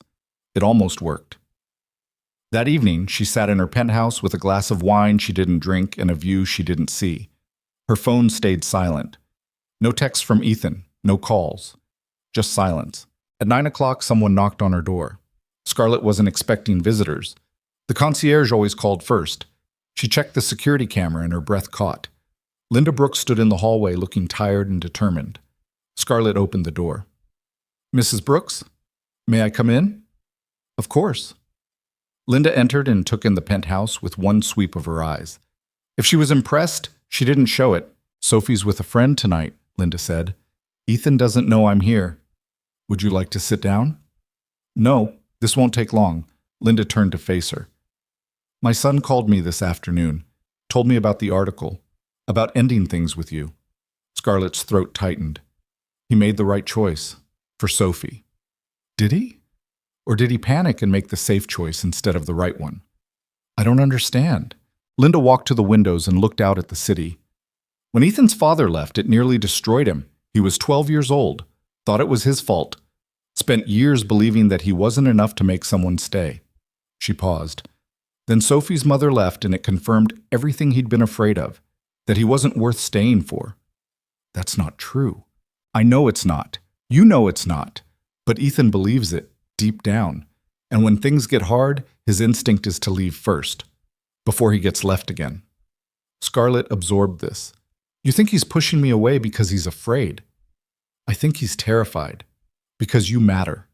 Because Sophie's attached to you. Because this thing between you two is real, and real things can hurt. Linda turned to face her. The question is, what are you going to do about it? What can I do? He ended it. He panicked. There's a difference. Linda's expression softened slightly. Look, I came here because Sophie's been crying all evening. She doesn't understand why you're not coming over anymore, why everything changed so suddenly, and I realize that my son is about to make the same mistake his father did, walking away from something good because he's scared. Mrs. Brooks, Linda, please. Linda. Scarlett took a breath. I care about Ethan and Sophie more than I've cared about anyone in a long time, but I can't force him to be with me, and I can't promise that being with me won't bring complications into their lives. Today's article proved that. Today's article proved that there are cruel people in the world who want to tear down anything that doesn't fit their expectations. That's not new information. It is for Sophie. She's 7. She shouldn't have to deal with gossip columns and photographers. You're right, she shouldn't, but she also shouldn't have to watch her father give up on happiness because he's afraid. Linda stepped closer. Scarlett, I've watched my son raise that little girl alone for 5 years. Work himself into exhaustion. Put everyone else's needs before his own. Never complain, never ask for help. And you know what I've never seen until you came along? What? Joy. Real, genuine joy. He lights up when he talks about you, smiles at his phone when you text. Spent an hour yesterday helping Sophie make you another card because she wanted you to have it. Linda's voice was fierce. That matters. That's worth fighting for. Scarlett felt tears burning behind her eyes. What if I can't protect them from my world? Then you deal with it together. That's what relationships are, facing hard things side by side instead of alone. Your son doesn't want that right now. My son is scared. Show him he doesn't need to be. Linda left soon after, declining Scarlett's offer of tea or wine or anything else that might make her stay. The penthouse felt even emptier after she was gone. Scarlett stood at her window for a long time, watching lights flicker across the city, thinking about fear and courage and what she was willing to risk. Then she made a decision. The next morning, Scarlett woke up early and drove to Sophie's school. She'd gotten the address from Linda, sat in her car across the street, waiting. At 8:15, Ethan's truck pulled up and Sophie jumped out, backpack bouncing. Ethan said something that made Sophie laugh, kissed the top of her head, waited until she was safely inside before driving away. He never saw Scarlett watching. She waited until he was gone, then got out of her car and walked into the school. The office secretary looked up in surprise. Can I help you? I'm here to see Sophie Brooks. I'm a family friend. Sophie's in class right now. Do you have an appointment? No, but it's important, please.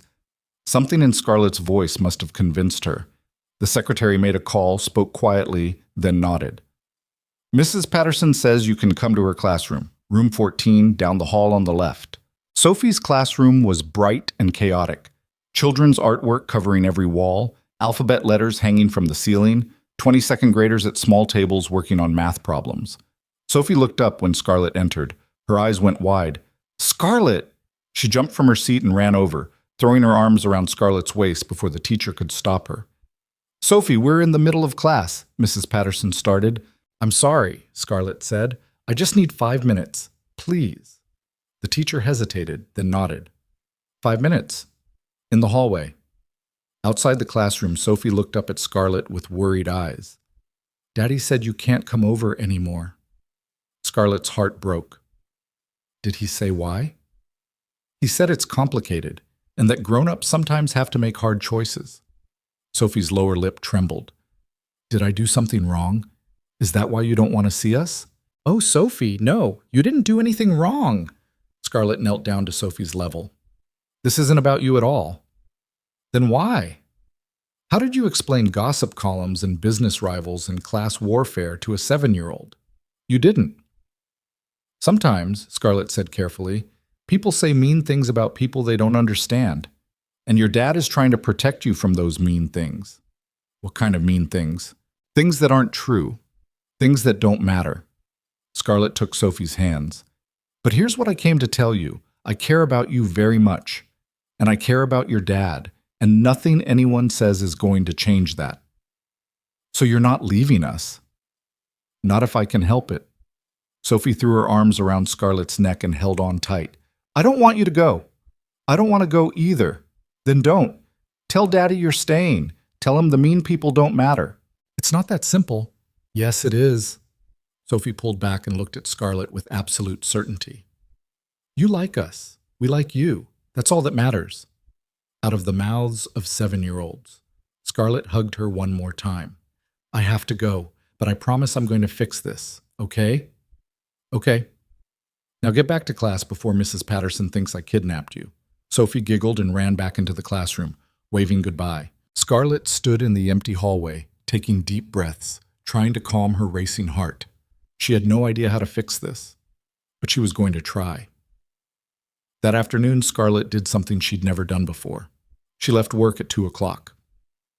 Morgan nearly fainted when Scarlett announced she was leaving for the day and wouldn't be reachable until tomorrow morning. Are you sick? No. Emergency? Personal matter. Should I be worried? Probably. Scarlett drove to Ethan's neighborhood and parked outside his apartment building. She didn't know his schedule, didn't know if he was home or on a job somewhere across the city. She sat in her car and waited. An hour passed, then 2. At 4:30, his truck pulled up. Ethan climbed out looking exhausted, covered in dirt, carrying his toolbox. He stopped when he saw her car, stood there in the parking lot, clearly debating whether to approach or go inside. Scarlett got out. They faced each other across 10 feet of cracked asphalt. I went to Sophie's school this morning, Scarlett said. Ethan's jaw tightened. Why? Because she needed to know this wasn't her fault, that I wasn't leaving because of something she did. You shouldn't have done that without asking me. You're right, I should have. But you weren't taking my calls and Sophie was crying and I needed her to know the truth. The truth being what exactly? Ethan set down his toolbox. That you're going to fight for this? That you're going to make it work despite everything? Yes. Scarlett, you saw that article. You know what they're saying about me. About Sophie. I saw lies written by cruel people. Lies that will follow us. That will follow my daughter. His voice cracked. I can't do that to her. I can't put her in that position. Then what's your plan? Hide? Never date anyone? Spend the rest of your life alone because you're afraid of gossip columns? I'm afraid of my daughter getting hurt. She's already hurt. Scarlett stepped closer. She's hurt because her dad pushed away someone she cares about, because you made her believe that when things get hard, the answer is to run. Ethan flinched like she'd slapped him. That's not fair, he said quietly. Isn't it? Scarlett's voice was shaking now. Your mother told me about your father, about Sophie's mother, about how they both left and made you believe you weren't worth staying for. My mother had no right. She was trying to help, because she sees what I see, that you're about to repeat the same pattern. Push away something good because you're terrified it won't last. Ethan's hands clenched into fists. You don't understand. Then explain it to me. Make me understand why we should give up without even trying. Because you live in a world where people destroy each other for sport, where business rivals write hit pieces and photographers follow you home, and everything is performance and strategy, he was shouting now. I can't live like that. Sophie can't live like that. I'm not asking you to live like that. I'm asking you to trust me. To trust that we can figure this out together. How, Scarlett? How do we figure this out? You're a billionaire CEO. I'm a plumber. You go to galas and board meetings. I fix broken toilets. Our lives don't overlap. They collide. Then let them collide. Scarlett closed the distance between them. Let them crash together and see what happens. Maybe it'll be a disaster. Maybe we'll realize we don't work. But at least we'll know instead of spending the rest of our lives wondering what if. Ethan stared at her. You're really willing to risk everything for this? For us? I already am risking everything. My reputation, my image, the respect of my board and my family, and everyone who thinks I've lost my mind. She reached out and took his hand. The only question is whether you're willing to risk it too. His hand was shaking in hers. I'm terrified, he whispered. Me too. I don't know how to do this. How to be with someone like you. I don't know how to be with someone like you either. Someone real. Someone who isn't impressed by money or status or any of the things I've spent my life building. Sophie's going to get more attached. Good. I'm already attached to her. The gossip won't stop. Probably get worse.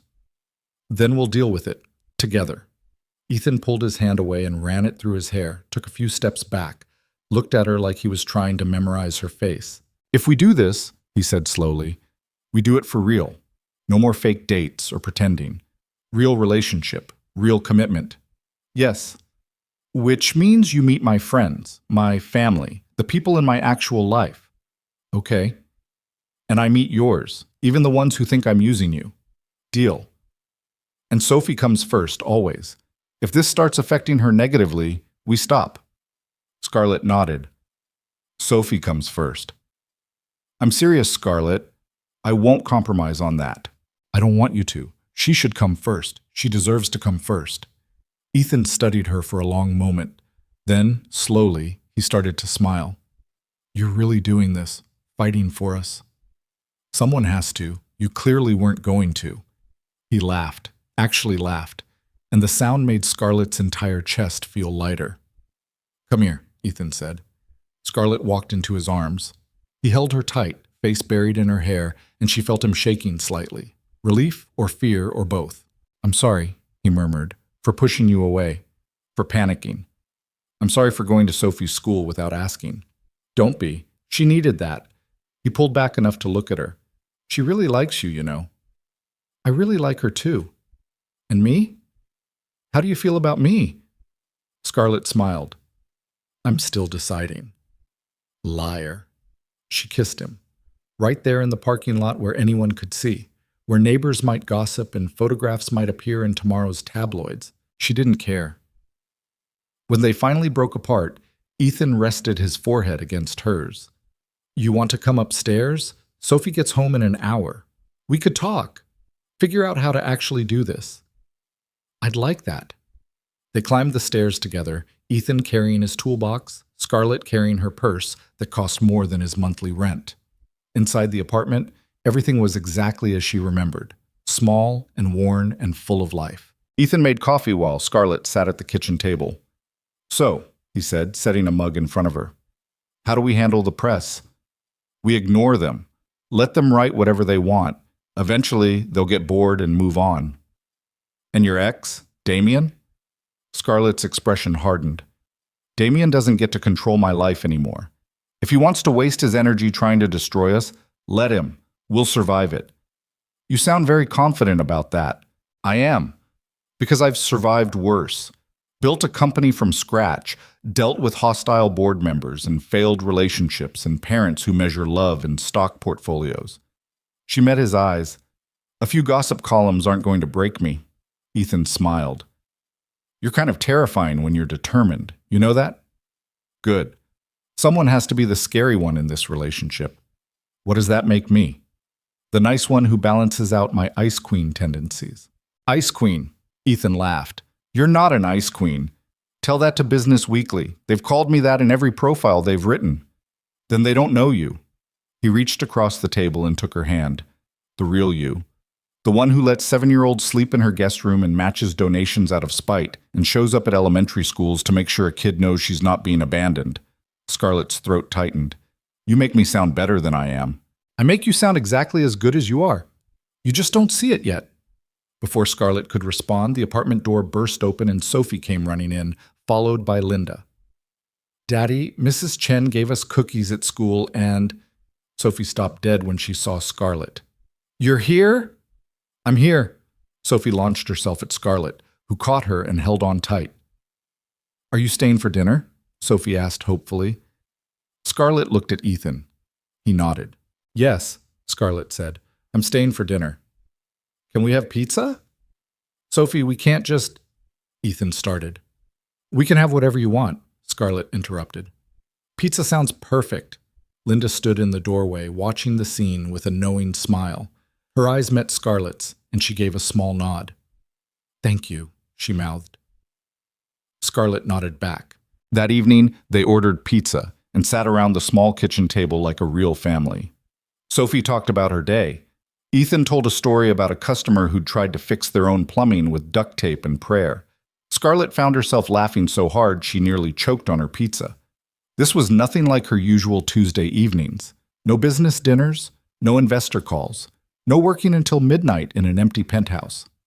This was better. After dinner, Sophie insisted on showing Scarlett her latest drawings. They spread them across the floor, crayon masterpieces of houses and families, and one particularly ambitious attempt at the Chicago skyline. This one's you, Sophie said, pointing to a stick figure with yellow hair standing next to the tall buildings. You live up really high where you can see everything. I do live up high, Scarlett agreed. Does it get lonely up there? The question caught Scarlett off guard. Sometimes. You should live down here with us. Then you wouldn't be lonely. Ethan looked up from where he was cleaning the kitchen. His eyes met Scarlett's across the room. They both knew it wasn't that simple, but neither of them corrected Sophie, because maybe, eventually, something like that could be possible. At 8 o'clock, Linda announced it was time for Sophie's bedtime. The little girl protested until Scarlett promised she'd come back soon. How soon? Sophie demanded. This weekend. We'll do something fun. Just the three of us. Like the zoo? Sure. Like the zoo. Sophie hugged her goodnight and disappeared into her bedroom with Linda following. Alone in the living room, Ethan pulled Scarlett onto the couch beside him. The zoo? He said. That's a pretty serious commitment. I like zoos. You've probably never been to a zoo. I went once, when I was 8. Hated every minute of it. Ethan laughed. And yet you're willing to go again for Sophie. I do a lot of things for Sophie. What about for me? Scarlett turned to face him. What do you want me to do? Stay. He said it simply, quietly. Not tonight, not moving in or anything crazy. Just stay in this. In us. Even when it gets hard. I'm not going anywhere, Ethan. Promise? Promise. He kissed her then, soft and sweet and full of hope. When Scarlett finally left that night, driving back to her penthouse through quiet streets, she felt different, lighter, like something that had been locked inside her chest for years had finally opened. Her phone buzzed. Text from Morgan. Board wants another meeting about the donation. Thursday morning, Scarlett texted back. Fine, put it on my calendar. Another text, this one from an unknown number. Saw you leave that apartment building tonight. Interesting. D. Damien. Still watching. Still trying to intimidate. Scarlett blocked the number and kept driving. Let him watch. Let him scheme. Let him waste his energy trying to destroy something he didn't understand. Because for the first time in her life, Scarlett Hayes had something worth fighting for, and she wasn't about to let anyone take it away. Thursday morning's board meeting was exactly as hostile as Scarlett expected. She sat at the head of the conference table while 7 men in expensive suits questioned her judgment, her priorities, and her fitness to lead Hayes Architectural Group. The $5 million donation was just the opening salvo. Now they wanted to discuss her personal choices and how they were affecting the company's reputation. Richard Pembroke, the oldest board member and her father's closest friend, led the charge. "We've received calls from 3 major investors expressing concern about your relationship with this plumber," Richard said, his tone suggesting he'd tasted something sour. "They're questioning whether you're focused on the company or distracted by personal matters." Scarlett kept her voice level. "My personal life has never interfered with my professional performance. Our quarterly numbers are up 18%. We've secured 4 new contracts this month alone. The Minneapolis project is back on track despite significant client revisions." "The numbers aren't the issue." "Then what is the issue, Richard?" He leaned forward. "The issue is optics. You're one of the youngest billionaire CEOs in the country, a woman in a male-dominated industry. You can't afford to look unstable or impulsive." "Dating someone is impulsive?" "Dating a working-class single father you met 3 weeks ago while simultaneously making multi-million-dollar donation decisions without board approval suggests a pattern of reckless behavior." Scarlett's hands clenched under the table. "The donation was strategic. The publicity generated has already resulted in 2 new high-profile clients specifically citing our community commitment. The ROI will exceed the initial investment within 18 months. "You're missing the point." "No, Richard, you're missing the point." Scarlett stood up. "I've spent 6 years building this company into something that matters. 6 years proving I deserve to be in this room. And now you're telling me that my personal relationships, which have 0 impact on my ability to do this job, are somehow grounds for questioning my leadership? We're simply concerned." "About what? That I'm dating someone who doesn't come from money? That I'm happy for the first time in years? Or that I'm not playing by the rules you've decided women in my position should follow?" The room went silent. Another board member, James Chen, cleared his throat. "Scarlett, we're not trying to control your personal life. But you have to understand how this looks. The articles, the gossip. Your ex-fiancé is using this situation to undermine you publicly. Let him try." Damien's opinion stopped mattering to me the day he walked out. But his opinion matters to investors, to clients, to the business community. James's voice was gentler than Richard's, but no less firm. "Whether we like it or not, perception affects business. And right now, the perception is that you're going through some kind of crisis. I'm not going through a crisis. I'm in a relationship with a good man who treats me with respect and kindness. Since when is that a crisis? Since he's being called a gold digger in every major publication," Richard snapped. "Since photographers are camped outside his apartment building. Since your mother called me personally to express her concerns about your judgment." Scarlett's blood went cold. "My mother called you?" "Yesterday afternoon. She's worried, Scarlett. We all are. My mother doesn't get to dictate my life. Neither does this board." Scarlett gathered her papers. "I've given you the financials, the projections, the proof that my personal choices haven't affected this company's bottom line. If that's not enough, then perhaps we need to revisit the structure of this board." She walked out before anyone could respond. Morgan was waiting outside the conference room, looking anxious. "How bad was it?" "Bad." Scarlett kept walking toward her office. "They're circling, looking for any excuse to question my leadership." "What are you going to do?" "My job. Prove them wrong." She stopped at her office door. "Also find out who's been feeding information to the press. Someone's leaking details about my schedule, my movements. I want to know who." "You think it's internal?" "I think Damien has connections everywhere, including possibly here." Scarlett entered her office and closed the door. She had 3 hours of work to do before her lunch meeting with a potential client. Then a site visit. Then the Minneapolis presentation she'd rescheduled from earlier in the week. But all she could think about was her mother calling Richard, conspiring with the board, trying to control Scarlett's life from behind the scenes like she'd been doing for 30 years. Her phone buzzed, text from Ethan. "How'd the meeting go?" "About as well as expected." "They hate you. They don't even know me." "Exactly. Want me to show up and charm them with plumbing stories?" Despite everything, Scarlett smiled. That would probably make it worse. Fair. Hey, Sophie wants to know if you're still coming Saturday. Zoo trip. Absolutely. Wouldn't miss it. You know it's supposed to rain, right? I'll bring an umbrella. You're committed to this zoo thing. I made a promise to Sophie. I keep my promises. There was a pause before his next text came through. That's one of the things I love about you. Scarlett stared at the word. Love. They hadn't said it yet. Hadn't even come close. 3 weeks didn't seem like enough time for love. But her heart was beating faster anyway. She typed, "One of the things? There's a list. I'll share it sometime. I'd like that. Gotta go. Flooded basement in Evanston. Talk later?" Later. Scarlett set down her phone and tried to focus on work, but the word kept circulating in her mind. Love. Was this love? Or was it relief and loneliness and the desperate need to feel connected to something real? She didn't know. Wasn't sure it mattered.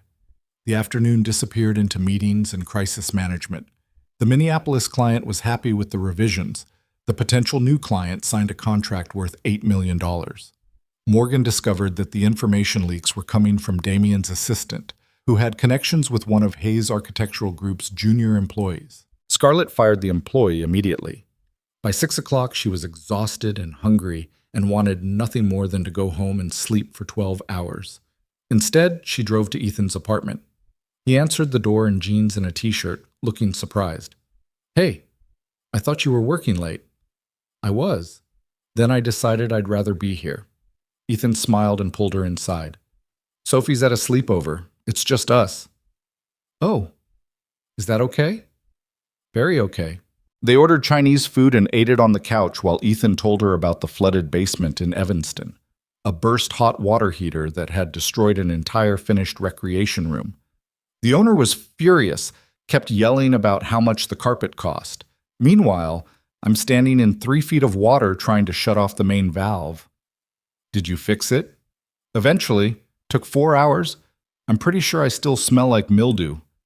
Scarlett leaned closer and sniffed. "You smell fine." "Liar." He kissed her forehead. "How was your day? Besides the terrible board meeting?" "Long. Complicated. My mother's apparently conspiring with the board to make my life difficult. That's messed up." "That's Patricia Hayes. Control everything, trust nothing." Scarlett set down her container of lo mein. "She called Richard Pembroke. Told him she was worried about my judgment. About us." Ethan was quiet for a moment. "Does she have a point?" "What? About us? About this being fast or impulsive or whatever she thinks it is?" Scarlett turned to face him. "Do you think it's impulsive?" "I think we met 3 weeks ago because your kitchen flooded. I think we went from strangers to dating to meeting each other's families faster than most people decide what to watch on Netflix." He ran a hand through his hair. "But I also think I've never felt this way about anyone. So maybe impulsive is okay." "What way? Like I can breathe again. Like I'm not just going through the motions of life, but actually living it." He looked at her. "You do that for me, Scarlett. You make me feel alive." Her throat tightened. "You do the same for me." "Yeah? Yeah. I've spent years building walls, being the ice queen everyone expects, working until I'm too numb to feel anything, and then you showed up and everything just shifted." Ethan pulled her closer. "Your board thinks I'm a distraction." "They think everything is a distraction if it's not directly related to profit margins.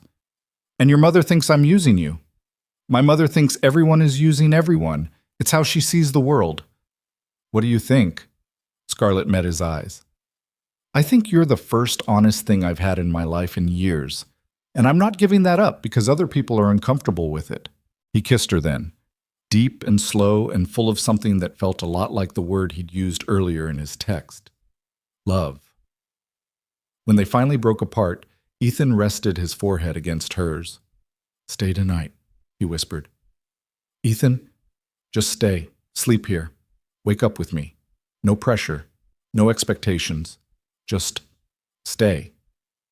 Scarlett thought about her empty penthouse, her cold sheets, the silence that waited for her. "Okay," she said. "I'll stay." They moved to his bedroom, a small space with a queen bed and mismatched furniture and absolutely nothing fancy about it. Scarlett borrowed one of Ethan's t-shirts, and they climbed into bed together. It was nothing like her king-sized bed with 1,000 thread-count sheets and a view of the Chicago skyline. It was better. Ethan wrapped his arms around her and she pressed her face against his chest, listening to his heartbeat, feeling safe in a way she'd forgotten was possible. "Thank you," she murmured. "For what?" "For this. For being patient with me. For not running when things got complicated." "I did run. You came after me. Only because you're worth chasing." He kissed the top of her head. "We're going to be okay, you and me. Whatever your board says, whatever the gossip columns write, we're going to figure this out." "How are you so sure?" "Because neither of us is the type to give up on things that matter." His arms tightened around her. "And this matters." Scarlett fell asleep in his arms, more at peace than she'd been in months. She woke up at 3 a.m. to her phone buzzing incessantly. Ethan stirred beside her. "What's wrong?" Scarlett grabbed her phone and saw 15 missed calls from Morgan, 23 texts, 6 voicemails. Her stomach dropped. She called Morgan back. "Finally," Morgan answered, sounding frantic. "Where have you been?" "Asleep. What's going on?" "Damien just published an op-ed in the Chicago Tribune. It went live 2 hours ago. It's everywhere." Scarlett sat up, fully awake now. "What kind of op-ed?" "About wealth inequality. About billionaires pretending to care about regular people while living in ivory towers. He doesn't mention you by name, but everyone knows it's about you. About your relationship with Ethan." "Send it to me." "Scarlett, send it. Now." 30 seconds later, the article appeared on her phone. Scarlett read it twice, her hands shaking with rage. Damien had written a 1,500-word piece about performative progressivism and wealthy elites who date working-class people to seem relatable while fundamentally changing nothing about their privileged lives. He talked about tax loopholes and charity donations as publicity stunts and the vast gulf between billionaires and everyone else. He never mentioned Scarlett's name. He didn't have to. Every example, every anecdote, every criticism was clearly aimed at her. "That manipulative bastard," Scarlett breathed. Beside her, Ethan sat up. "What is it?" She handed him the phone. He read in silence, his expression growing darker with each paragraph. When he finished, he set the phone down carefully. "He's using me to attack you. He's using both of us to make himself look progressive and socially conscious while tearing me down." Scarlett's voice was shaking. "This is brilliant. Evil, but brilliant. He can't directly criticize me without looking petty. So instead, he writes this intellectual takedown of wealthy people dating for optics. Makes himself sound like he cares about working people while implying I'm exploiting you for publicity. This is going to blow up. It already has. Morgan says it's everywhere." Ethan ran both hands through his hair. "So what do we do?" "I don't know." Scarlett stood up and started pacing. "If I respond, I look defensive. If I ignore it, people assume he's right. If I try to defend our relationship, it looks like I'm proving his point about performative allyship. Scarlett, he's backed me into a corner. Everything I do now will be interpreted through this lens. Every photo, every public appearance, everything." "Then we don't play his game." She stopped pacing. "What?" "We don't respond, don't defend, don't engage." Ethan stood up and walked over to her. "We just live our lives. Let our actions speak for themselves." "That's easy for you to say. You're not the one being accused of using this relationship as a publicity stunt." "No, I'm the one being positioned as the poor working-class victim being exploited by a wealthy woman." His voice was sharp. "You think I like being portrayed that way? Like I have no agency? Like I'm just some prop in your life?" Scarlett's anger deflated. "I'm sorry. You're right. This affects both of us. So we deal with it together, not separately, together." He took her hands. "Damien wants us to panic, wants us to crack under pressure. Let's not give him what he wants." "And what if this destroys everything? My company, your reputation, Sophie's privacy?" "Then we'll deal with that too. But I'm not walking away from you because some bitter ex-boyfriend wrote a hit piece." Ethan pulled her close. "I'm in this, Scarlett, all the way. Are you?" She looked up at him. This man she'd known for 3 weeks. This man who'd somehow become essential to her life. "Yes," she whispered. "I'm in." "Then we fight back, not with words, with proof." "What kind of proof?" A slow smile spread across Ethan's face. I have an idea, but you're not going to like it.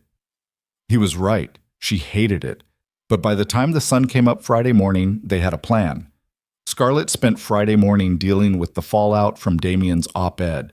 Her phone rang constantly, reporters wanting comments, board members expressing concern, her mother leaving increasingly frantic voicemails. She ignored all of them and focused on work. By noon, 3 different business publications had run articles analyzing Damien's piece. 2 praised his thought-provoking critique of wealth inequality. One called it a thinly veiled attack on his ex-fiancée masquerading as social commentary. Morgan appeared in Scarlett's office at 1 o'clock. The board wants another emergency meeting. Tell them I'm busy. Scarlett, they're threatening. Let them threaten. I'm not dropping everything every time they panic. She looked up from her computer. Did you schedule the thing for tomorrow? Yes. Everything's arranged. Are you sure about this? No, but we're doing it anyway. Morgan hesitated. For what it's worth, I think you're making the right call. That's 1 vote of confidence at least. After Morgan left, Scarlett allowed herself 5 minutes to feel the weight of what she was about to do. Tomorrow, she and Ethan would attend a fundraiser for a local community center in his neighborhood. Not a fancy gala with champagne and designer gowns. A potluck dinner in a church basement where families who actually needed support would gather.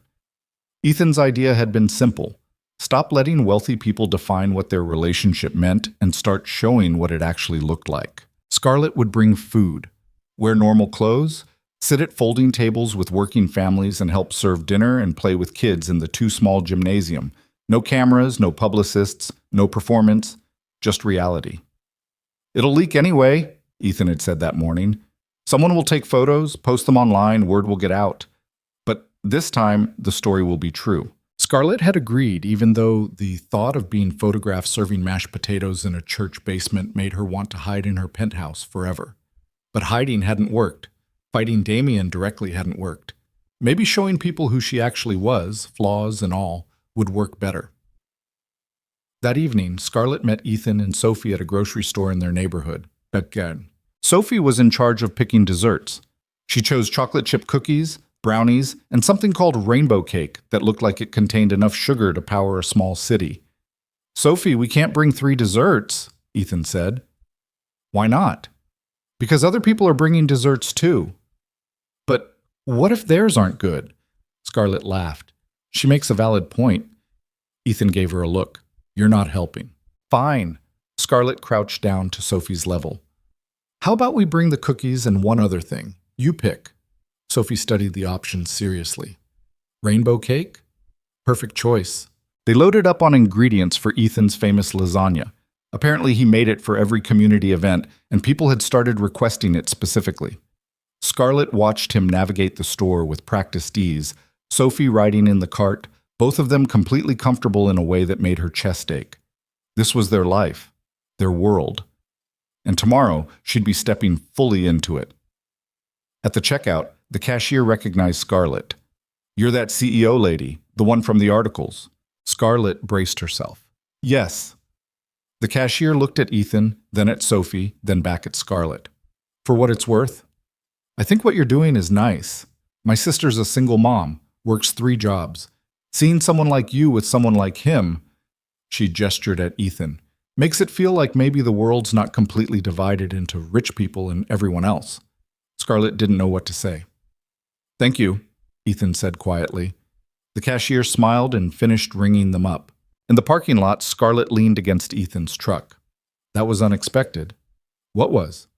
Her being nice. I expected judgment. Most people aren't as cynical as billionaires and business reporters, Ethan said. They just want to believe good things are possible. Are we a good thing? He kissed her, quick and sweet, with Sophie making exaggerated, grossed-out noises from inside the truck. Yeah, he said. We're a good thing. Saturday arrived with clouds and drizzle, the rain the forecast had promised. Scarlett stood in her closet staring at racks of designer clothes that all screamed money and privilege. Nothing felt right for a community center potluck. Finally, she chose jeans, a simple sweater, and boots that were expensive but at least didn't look it. Ethan picked her up at 5. Sophie was wearing a dress she'd insisted on because fancy dinners need fancy clothes. It's not fancy, sweetheart, Ethan said. I know, but I look pretty. You do look pretty. So does Scarlett. Ethan glanced at Scarlett and smiled.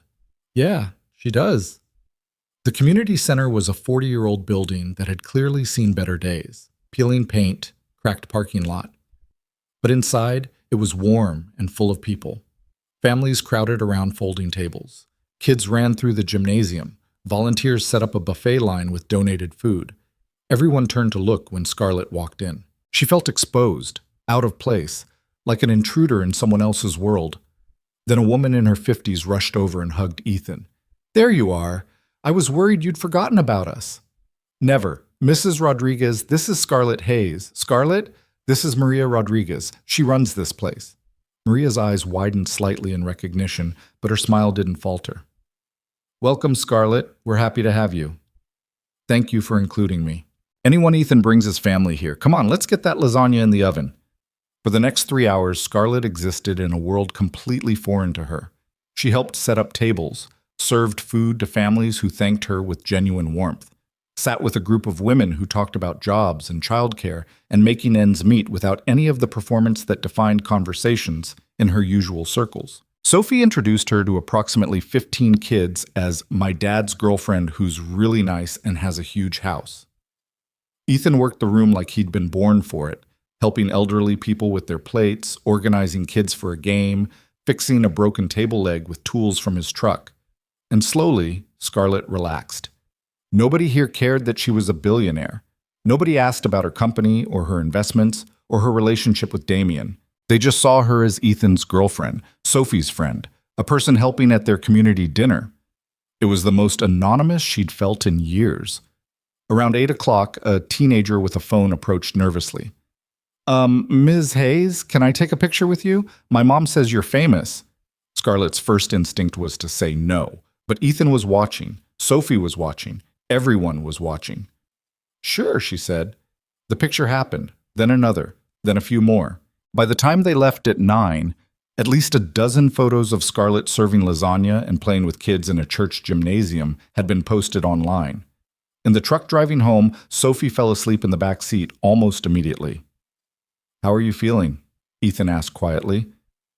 Tired. Overwhelmed. Kind of wonderful, actually. Yeah? Yeah, those people, they were just genuinely kind. No agenda, no judgment, just kind. That's what real community looks like. I've spent my entire life in rooms full of people competing with each other, fighting for position. This was different. Ethan reached over and took her hand. This is my world, Scarlett. The people I care about, the place I belong. And if we're going to make this work, you need to be comfortable here. I am, or I'm getting there. She squeezed his hand. Thank you for bringing me. Thank you for coming. They drove in comfortable silence for a while. Then Scarlett's phone started buzzing. She pulled it out and saw notifications flooding in. Texts from Morgan, emails from her publicist, social media alerts. The photos from the community center had gone viral.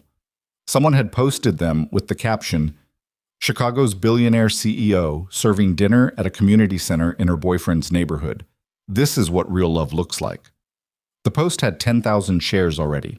Comments ranged from supportive to cynical to outright cruel, but the overall tone was different from before. People were starting to see them as real. It's working, Scarlett said, showing Ethan the phone. Is that good or bad? I don't know yet, but at least they're seeing us instead of Damien's version of us. Her phone rang. Morgan. Scarlett answered. What's up? Have you seen the photos? Yes? They're everywhere. Every major outlet. The board is going to lose their minds. Let them. Scarlett. Morgan. For the first time in weeks, the narrative isn't being controlled by Damien or gossip columnists or my mother. Real people are sharing real photos of me doing real things. If the board can't handle that, they can resign. Silence on the other end. Then, you're serious? Completely. Okay, I'll prep for damage control Monday morning. There won't be any damage to control, but thank you. Scarlett hung up and looked at Ethan. I think I just committed to whatever happens next. Regrets? Not even one. He smiled. Good. Because tomorrow, Sophie wants to take you to the park. And next weekend, my mom's having a family barbecue. And the weekend after that, there's a community cleanup event we always volunteer for. You're really integrating me into your life. That's what happens when you're in a relationship. You integrate. He pulled up to her building. Unless it's too much too fast? Scarlett thought about it. 3 weeks ago, her life had been work and loneliness and carefully maintained isolation. Now it was community dinners and 7-year-olds and a man who made her laugh and challenged her and saw her as something other than a balance sheet. It's perfect, she said. Fast but perfect. Ethan walked her to her door and kissed her goodnight with Sophie still sleeping in the truck. See you tomorrow? He murmured against her lips. Tomorrow. And every day after if you'll have me. I'll have you. Scarlett went upstairs to her penthouse and stood at the window looking out at Chicago. Somewhere out there, Damien was probably reading about the community center photos and planning his next move. Somewhere out there, her board was panicking about optics and reputation. Somewhere out there, her mother was disappointed in choices she didn't understand. But for the first time in her life, Scarlett didn't care what any of them thought. She had something real, and she was going to fight like hell to keep it. Monday morning arrived with a vengeance. Scarlett walked into her office at 7 to find the entire executive team already assembled in the conference room. Morgan met her at the elevator looking pale. They've been here since 6. Richard called an emergency session. Scarlett, they have votes. Votes for what? A motion of no confidence. They're trying to remove you as CEO. The words hit Scarlett like cold water. She'd expected pushback, expected complaints, but an actual coup? How many votes? Richard has 4 guaranteed. He needs 5 for majority. James Chen is undecided. 4 votes. 1 more, and her entire company, everything she'd built, would be ripped away. Scarlett straightened her shoulders. Let's get this over with. The conference room fell silent when she entered. 7 board members sat around the table, all men, all wearing expressions that ranged from sympathetic to hostile. Richard stood at the head. Thank you for joining us, Scarlett. This is my company, Richard. Where else would I be? That's actually what we're here to discuss, whether this should continue to be your company. Scarlett sat down, kept her voice level. I'm listening. The board has significant concerns about your recent behavior, the impulsive donation, the relationship with a man you barely know. Saturday's publicity stunt at that community center. It wasn't a publicity stunt. It was dinner. It was photographed and shared across every social media platform, generating exactly the kind of attention you wanted. Richard's voice was cold. You're using your personal life to manipulate public perception while making increasingly erratic business decisions. Our Q3 numbers disagree with your assessment of my business decisions. Numbers aren't everything. Stability matters. Leadership matters. And right now you're demonstrating neither. He looked around the table. Which is why we're calling for a vote. Either you step down voluntarily as CEO and remain as a board member, or we force the issue. Scarlett's hands clenched under the table. On what grounds? Conduct unbecoming, fiduciary irresponsibility. Take your pick. Richard slid a folder across the table. We've documented everything. The donation without board approval, the media circus surrounding your relationship, your refusal to prioritize company reputation over personal desires. Scarlett opened the folder. Inside were printed articles, financial analyses, even screenshots of social media posts about her and Ethan. They'd built a case, a real one. She looked up. Who else has signed on to this? 4 hands went up. Richard, Thomas Patterson, David Wu, Marcus Johnson. James Chen kept his hands on the table, his expression conflicted. James? Scarlett said quietly. I'm still deciding, he admitted. Scarlett, you're brilliant. You've done incredible things for this company, but Richard isn't wrong about the instability, the headlines, the drama. It's affecting investor confidence. Investor confidence or your personal comfort with my choices? Both, maybe. I don't know. James looked genuinely troubled. I just know that something has to change. Scarlett stood up, walked to the window, looked out at Chicago waking up below. Behind her, she could feel 7 men waiting for her response, waiting for her to defend herself or beg or negotiate. She did none of those things. Instead, she turned around and said, "You're right." The room went silent. "I'm right?" Richard repeated, clearly expecting a fight. Something does need to change. But it's not me stepping down. It's this board learning that my personal life is not corporate business. Scarlett placed both hands on the table. "I've spent 6 years building Hayes Architectural Group from a mid-tier firm into one of the most respected companies in Chicago. Our revenue is up 43% since I took over. We've won awards, secured contracts with Fortune 500 companies, established ourselves as industry leaders. Nobody's disputing your accomplishments. Then what are you disputing? That I'm dating someone you don't approve of? That I made a charitable donation that actually generated positive publicity and new business? Or that I'm refusing to apologize for being happy?" Richard's jaw tightened. "This isn't about happiness. It's about judgment." "No, Richard. It's about control. You're angry because I'm making decisions without asking your permission, because I'm living my life on my terms instead of performing the role you think a female CEO should play. That's not fair, isn't it? When's the last time a male CEO faced a vote of no confidence for his dating choices? When's the last time you questioned David's judgment because he got divorced, or Thomas's leadership because he has a gambling problem everyone pretends not to know about?" Thomas's face went red. "How dare you?" "I dare because it's true.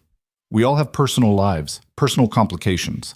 But mine are under a microscope because I'm a woman in a position of power dating someone you consider beneath me." Scarlett's voice was steel now.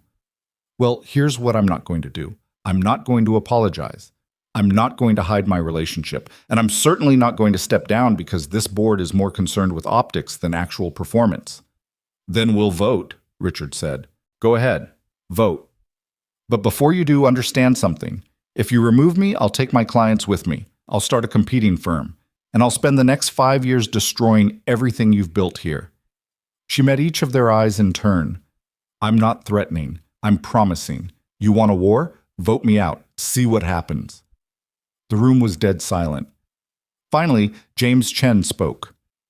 "I'd like to propose an alternative." Everyone turned to look at him. "What kind of alternative?" Richard asked suspiciously. "A probationary period, 3 months. Scarlett continues as CEO. If there are any actual business problems, not publicity, not social media, actual business problems, then we revisit this conversation. But if she maintains our current trajectory, this board drops the no confidence motion permanently." Richard started to object, but James cut him off. "It's fair, Richard. It gives us protection if things genuinely fall apart. And it gives Scarlett the chance to prove you wrong." James looked at Scarlett. "Can you live with that?" Scarlett wanted to tell them all to go to hell, wanted to remind them that she didn't need their probation or their approval. But she also knew that fighting this battle would cost her time and energy she didn't want to waste. 3 months, she said, but I want it in writing that personal life issues are off the table. You evaluate me on business performance only." James nodded. "Agreed."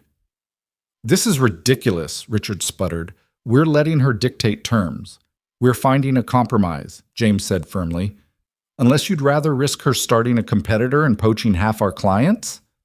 Richard's expression suggested that was exactly what he feared. "Fine," he said finally. 3 months. But one more publicity disaster and we're done negotiating." Scarlett gathered her things. "Then I suggest you stop reading gossip columns and start focusing on actual work. Meeting adjourned." She walked out without waiting for a response. In her office, Morgan was waiting with coffee and concern. "How bad?" "Bad, but survivable." Scarlett took the coffee gratefully. 3-month probation. If I don't screw up the company, they back off. And if you do screw up, then I start over somewhere else." She sat down at her desk. "Clear my afternoon. I need to make some calls."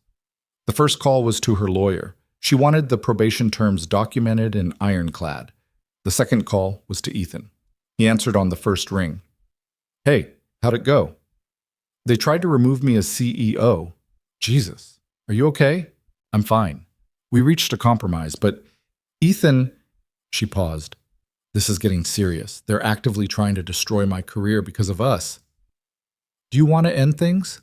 His voice was carefully neutral. "No, but I need you to understand what we're facing. This isn't just gossip anymore. This is my entire professional life being put under review. I know, and I'm sorry I'm the reason for it. You're not the reason. They are. They can't handle that I'm refusing to play by their rules. Scarlett rubbed her temples. I just needed you to know what's happening, in case things get worse. They won't get worse. We won't let them. You sound very confident about that. I am, because you're the smartest, toughest person I know. And if they think they can bully you out of your own company, they're about to learn exactly how wrong they are. Despite everything, Scarlett smiled. I love you. The words came out before she could stop them. Silence on the other end. Then, what did you say? Scarlett's heart hammered. I said I love you. I know it's fast and probably crazy, but I do. I love you. Scarlett, you don't have to say it back. I just needed you to know I love you too. Now it was Scarlett's turn for silence. You do? She whispered. Yeah, I do. Have for a while now. Just didn't know how to say it without sounding like an idiot. She could hear the smile in his voice. Guess we're both idiots. Guess so. Sophie's going to be thrilled. She's been asking when you're going to be officially part of the family. We've been dating a month, Ethan. I know, but when you know, right? Scarlett thought about it. A month ago, she'd been alone in a flooded kitchen. Now she was in love with a plumber and his 7-year-old daughter and fighting her entire board to keep both her company and her relationship. It was insane. It was perfect. Right, she said. When you know, you know. They talked for a few more minutes before Ethan had to go to a job. Scarlett sat at her desk afterward, staring at her phone, feeling lighter than she had in days. She'd just told a man she loved him, and he'd said it back. And somehow, that made everything else feel manageable. The next 3 weeks were brutal. Scarlett worked 18-hour days, proving to her board that she could maintain business excellence while refusing to hide her relationship. New contracts, successful project launches. A major feature in Architectural Digest praising Hayes. Architectural Group's innovative designs. Meanwhile, she and Ethan navigated their relationship under constant scrutiny. Every dinner out was photographed. Every public appearance analyzed. The gossip columns had mostly shifted from cruel to curious, but the attention never stopped. Damien stayed quiet, which worried Scarlett more than his active attacks. Through it all, Sophie remained the bright spot. Scarlett started spending 3 nights a week at Ethan's apartment, helping with homework, making dinner, reading bedtime stories, learning how to be part of a family instead of just existing in isolation. It wasn't smooth. She burned spaghetti, forgot about a school project until the night before it was due, accidentally scheduled a work call during Sophie's dance recital, and had to reschedule 3 international investors. But she was trying, and that seemed to matter more than perfection. Then, 3 weeks into her probation, everything came to a head. Scarlett was in a meeting with the Minneapolis client when Morgan burst in, looking frantic. I'm sorry to interrupt, but you need to see this now. Scarlett excused herself and followed Morgan to her office. Damien just held a press conference, Morgan said, pulling up a video on her computer. 10 minutes ago. It's already viral. Scarlett's stomach dropped as she watched. Damien stood at a podium, looking serious and concerned, with Victoria beside him looking supportive. I'm here today to address the accusations that have been made about my character and my motivations, Damien began. Specifically, the suggestion that my recent editorial and public statements about wealth inequality were personal attacks against my ex-fiancée, Scarlett Hayes. He paused for effect. I want to be clear. I have nothing but respect for Scarlett. We had a relationship that didn't work out. That happens. Adults move on. But what I can't stay silent about is the exploitation I'm witnessing. His expression turned grave. Scarlett is a brilliant businesswoman. But her recent relationship with Ethan Brooks appears to be exactly what I warned about. A publicity strategy designed to make her seem relatable to working-class Americans while fundamentally changing nothing about her lifestyle or values. Wait. What's? Scarlett's hands clenched into fists. Damien continued. I've done research. Ethan Brooks has significant debt. His daughter's medical bills from a childhood illness nearly bankrupted him. He works 2 jobs to make ends meet. And then Scarlett Hayes, a billionaire, enters his life and suddenly he's at charity galas and community centers with cameras everywhere. This isn't romance, it's exploitation. She's using his financial vulnerability and his daughter to rehabilitate her image. The press conference erupted with questions. Damien fielded them smoothly, each answer reinforcing his narrative that Scarlett was manipulating a struggling single father for PR purposes. The video ended. Scarlett stared at the screen, feeling sick. "Is any of that true?" Morgan asked quietly. "About Ethan's debt?" "I don't know. He never mentioned it." Scarlett's mind was racing. "But even if it is, that doesn't mean—" Her phone rang. "Ethan," she answered. "Did you see it?" "Yeah." His voice was tight. "Scarlett, I need to tell you something." Her stomach dropped further. "What?" "The stuff about Sophie's medical bills. About me working 2 jobs. It's true." "Why didn't you tell me?" "Because it didn't seem relevant. Sophie had cancer when she was 4. Leukemia. We beat it. But the bills were insane. I've been paying them off for 3 years. Working plumbing during the day and doing maintenance work at night." He took a shaky breath. "I didn't tell you because I didn't want you to think I was with you for money." "I would never think that." "Wouldn't you? Scarlett, be honest. If I'd told you on our first date that I was drowning in medical debt, wouldn't part of you have wondered?" Scarlett wanted to deny it, but he was right. Some small part of her would have questioned his motives. "Maybe," she admitted. "At first. But not now. I know you." "Do you?" "We've known each other 5 weeks." "Don't do this. Don't let Damien get in your head." "He's not in my head. He's telling the truth. I do have debt.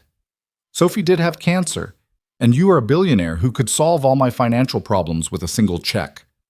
Ethan's voice cracked. "So how do we know this isn't what Damien says it is? How do I prove I'm not using you?" "You don't have to prove anything." "Yes, I do. To you. To your board. To everyone watching us. Because right now, Damien just made a very convincing case that I'm exactly what everyone's been saying all along." Scarlett's office door opened. Richard Pembroke stood there with 3 other board members. "We need to talk," Richard said. "Now." "Ethan, I have to go. I know, the board, your career, everything that actually matters. That's not fair." "Maybe not, but it's true." He hung up. Scarlett stood frozen, phone in hand, feeling like the ground was crumbling beneath her feet. "Ms. Hayes," Richard prompted, "the board is waiting." This emergency meeting was different from the last one. Quieter. More serious. Like they'd already made their decision and were just going through the motions. "Damien Cole's press conference changes things," Richard said without preamble. "Whether his accusations are true or not, the optics are devastating. Your relationship is now being framed as exploitation. That's not something we can ignore. So what are you proposing? You end the relationship, publicly. Make a statement that you realize the power dynamics were inappropriate and you're stepping back." Scarlett stared at him. "You want me to dump Ethan because Damien told lies about us on television?" "They're not all lies, are they?" Thomas Patterson leaned forward. "This man does have significant debt. His daughter did have cancer. Those are facts. Facts that have nothing to do with our relationship." "Don't they?" Richard's voice was sharp. "How can you be certain he's not with you for financial security? How can any of us be certain?" "Because I know him." "You've known him 5 weeks. That's not enough time to know anyone, let alone trust them with your professional reputation." James Chen, who'd been quiet until now, spoke up. "Scarlett, I understand you care about this man, but Richard has a point. The perception is poison right now. Even if everything between you and Ethan is genuine, the public narrative is destroying your credibility. So I should sacrifice my personal happiness for public perception? You should consider whether this relationship is worth your entire career," Richard said coldly, "because that's what's at stake.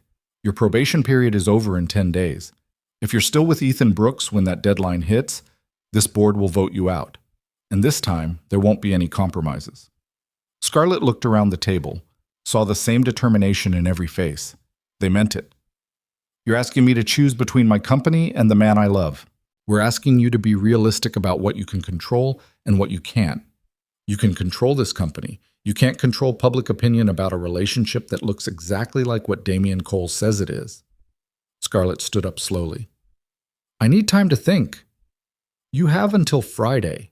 That's when we vote." Richard's expression was almost sympathetic. "I'm sorry, Scarlett. I really am. But this is bigger than your happiness. This is about the future of Hayes Architectural Group. She left the conference room in a daze. Morgan followed her to her office. What are you going to do? I don't know. Scarlett, I said I don't know. She rounded on her assistant. How am I supposed to choose? My company or my relationship? My career or my happiness? Why does it have to be either or? Because that's how the world works sometimes. It's not fair, but it's reality. Scarlett sank into her chair. I've spent my entire life building this company, sacrificing everything for it. Relationships, family, sleep, happiness. All of it went into Hayes Architectural Group. I know. And now I finally have something that makes me feel human again. Someone who sees me as more than a balance sheet. A little girl who draws me pictures and wants me at her dance recitals. A man who makes me laugh and challenges me and loves me for reasons that have nothing to do with money. Her voice broke. How do I give that up? Morgan sat down across from her. Maybe you don't have to. The board just made it very clear. Screw the board. Scarlett, you're the majority shareholder. They can vote all they want, but legally, they can't remove you unless you let them. They can make my life hell, force out key employees, tank our stock price, destroy everything from the inside. Or you could call their bluff. Tell them to vote. And when they do, remind them exactly who owns this company. Scarlett looked at her assistant. You're suggesting I go to war with my own board. I'm suggesting you stop letting other people decide what your life should look like. Morgan leaned forward. You told me once that you started this company because you were tired of working for people who didn't respect you, who dismissed your ideas because you were young and female.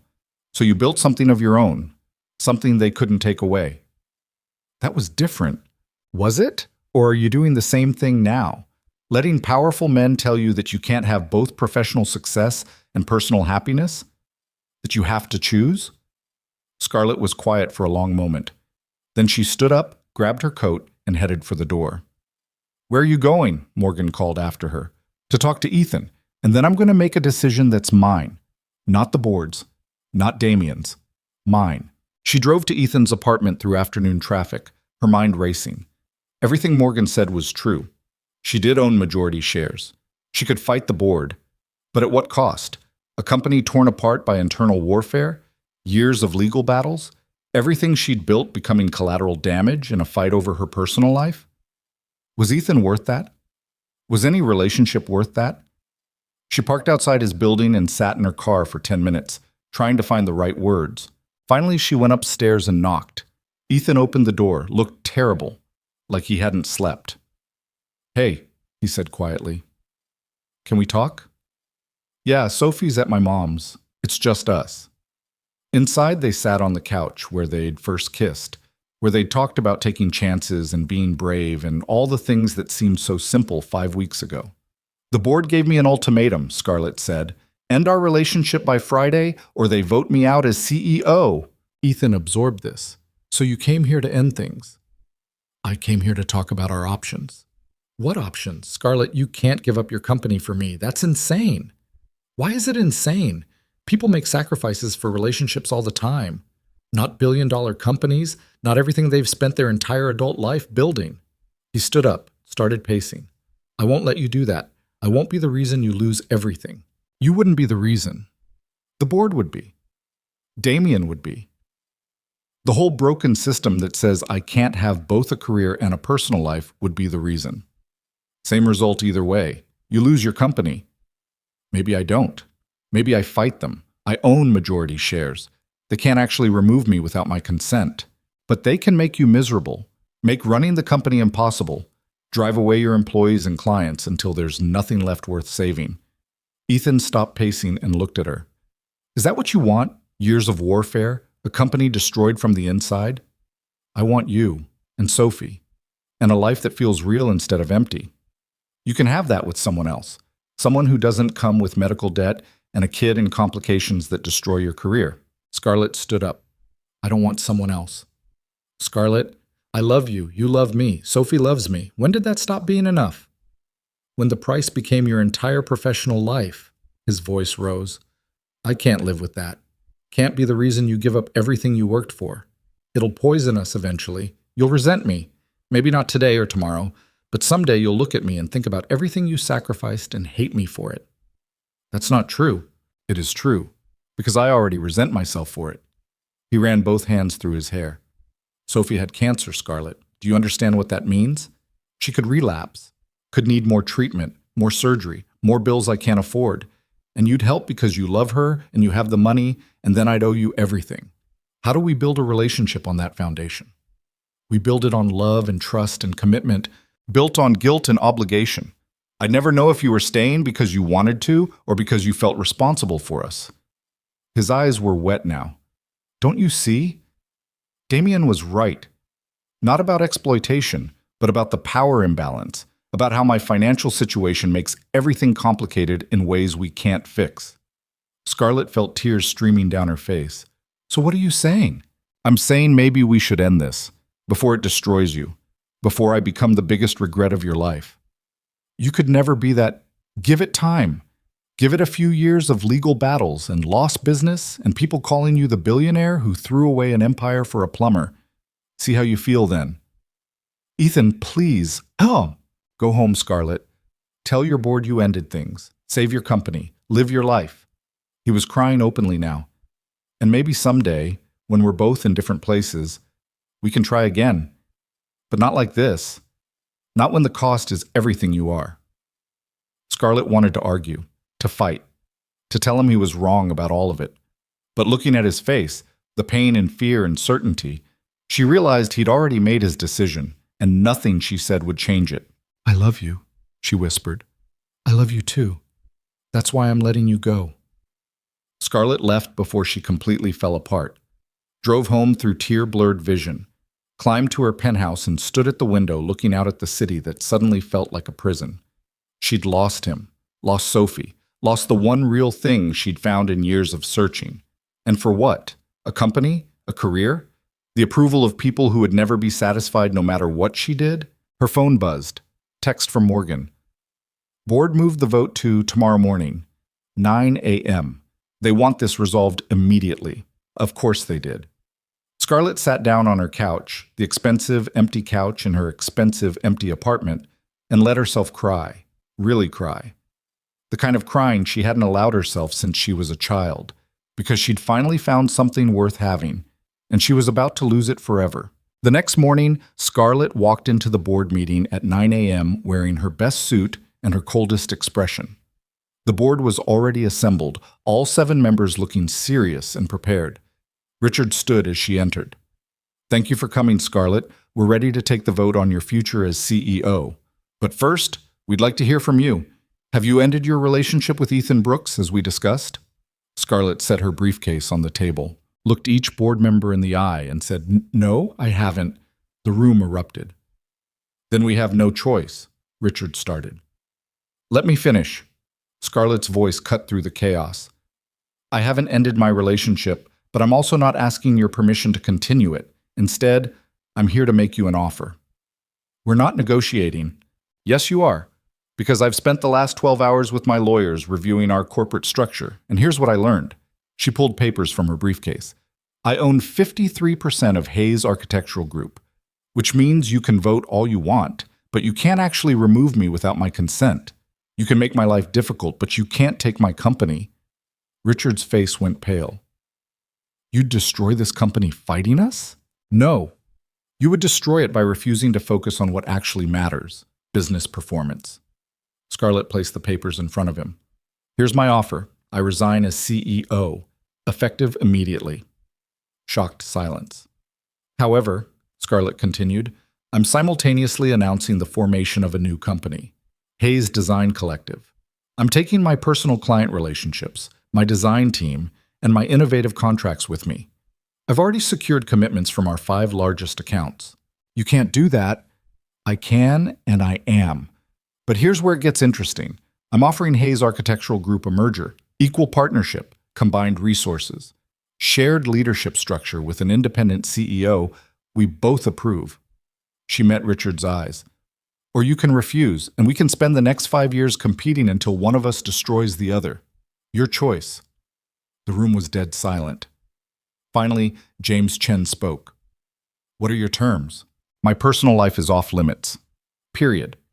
You evaluate leadership based on business results only.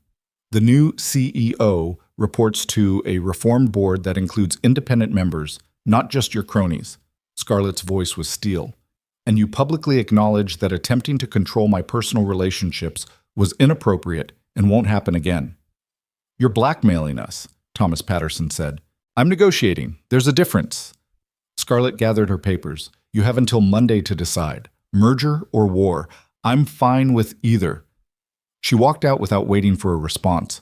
In her office, Morgan was waiting with wide eyes. Did you just quit and threaten them with a hostile competitor in the same meeting? Yes. That's either brilliant or insane. Probably both. Scarlett sat down at her desk. Get me Ethan on the phone. Are you sure that's a good... Now, Morgan.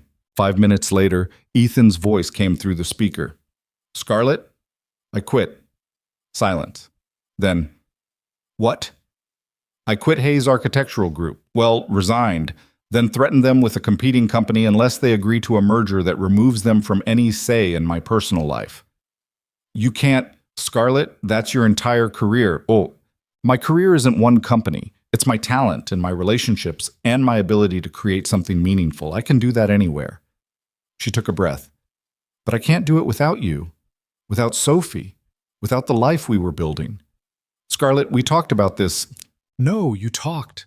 You decided for both of us that I'd eventually resent you, that the power imbalance made everything impossible. You decided that protecting me from my own choices was more important than trusting me to make them. Her voice shook. But here's what you didn't consider. Maybe I'm strong enough to handle both. Maybe I can build a company and love you and navigate complications without falling apart. The board is facing a choice between partnership or destruction. Either way, I'm done letting them control my life. Scarlett stood up, looked out at Chicago. I love you, Ethan. I love Sophie. And I'm choosing you, both of you. Not because I'm giving up my career, but because I'm redefining what success looks like. Ethan was quiet for so long she thought he'd hung up. Then, Sophie's school is having a father-daughter dance next Friday.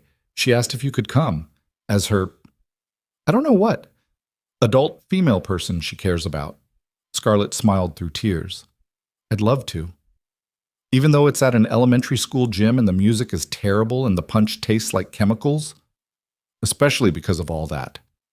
Scarlett, his voice broke. Are you sure about this? About us? About giving up everything for something that might not work? I'm not giving up everything. I'm choosing what matters. There's a difference. What if your board refuses the merger? What if you lose Hayes Architectural Group completely? Then I build something new, something better, something that's actually mine instead of something I'm constantly defending. She paused. But I need to know you're in this with me, really in this, not trying to protect me or push me away when things get hard.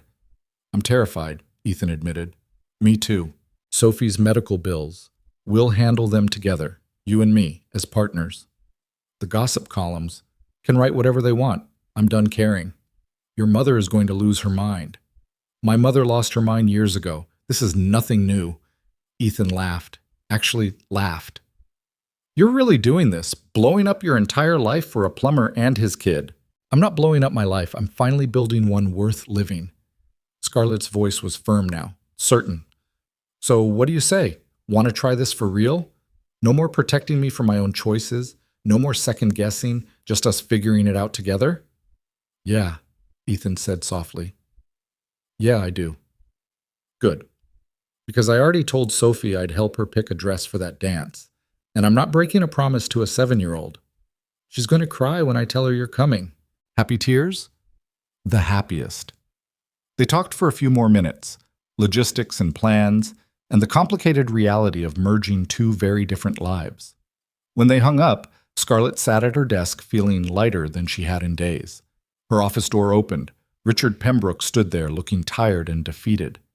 The board wants to discuss your merger proposal, he said quietly. I'm listening.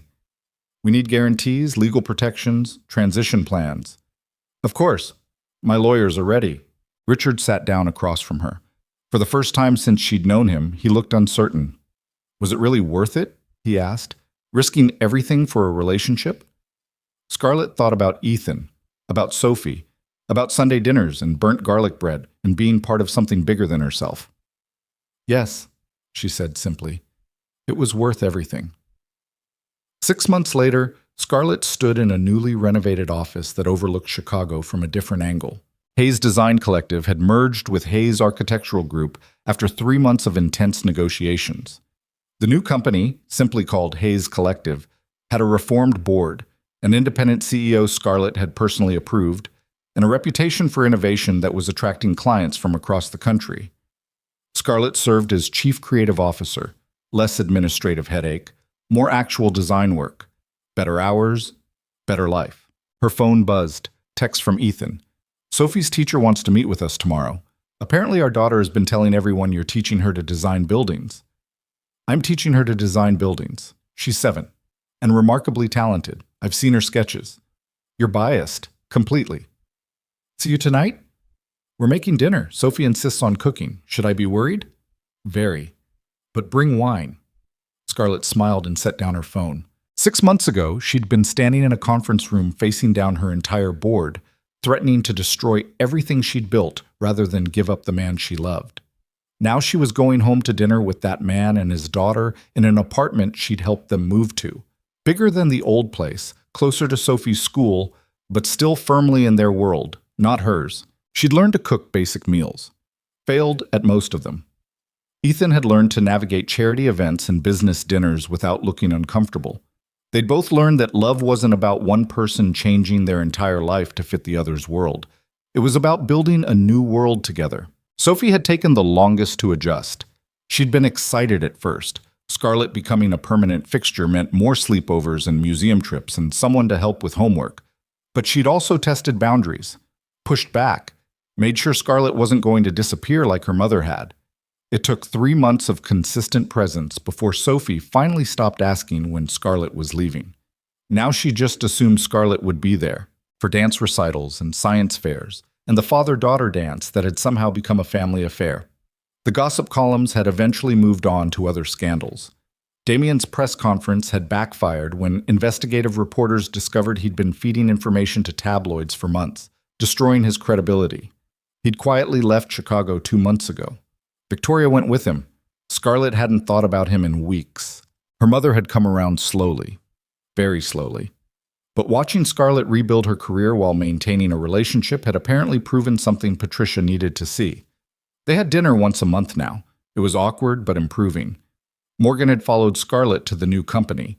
So had most of her best employees, the ones who valued innovation over politics. And Scarlett had learned something she should have known years ago. She didn't need approval from boards or parents or society to live her life. She just needed courage to choose what mattered. And what mattered was waiting for her in a modest apartment across town, probably burning something on the stove while a 7-year-old giggled and a man she loved tried to salvage dinner. Scarlett gathered her things and headed out. Leaving early again, her new assistant called. Family dinner. Have fun. In the elevator going down, Scarlett caught her reflection in the polished doors. She looked different now, softer somehow. Less like the Ice Queen and more like a woman who'd finally figured out what being human actually meant. The city was beautiful in the late afternoon light. Chicago had always been her home, but now it felt like a place she belonged instead of a place she conquered. She drove through familiar streets to Ethan's neighborhood, their neighborhood now, since she spent more nights there than in her penthouse.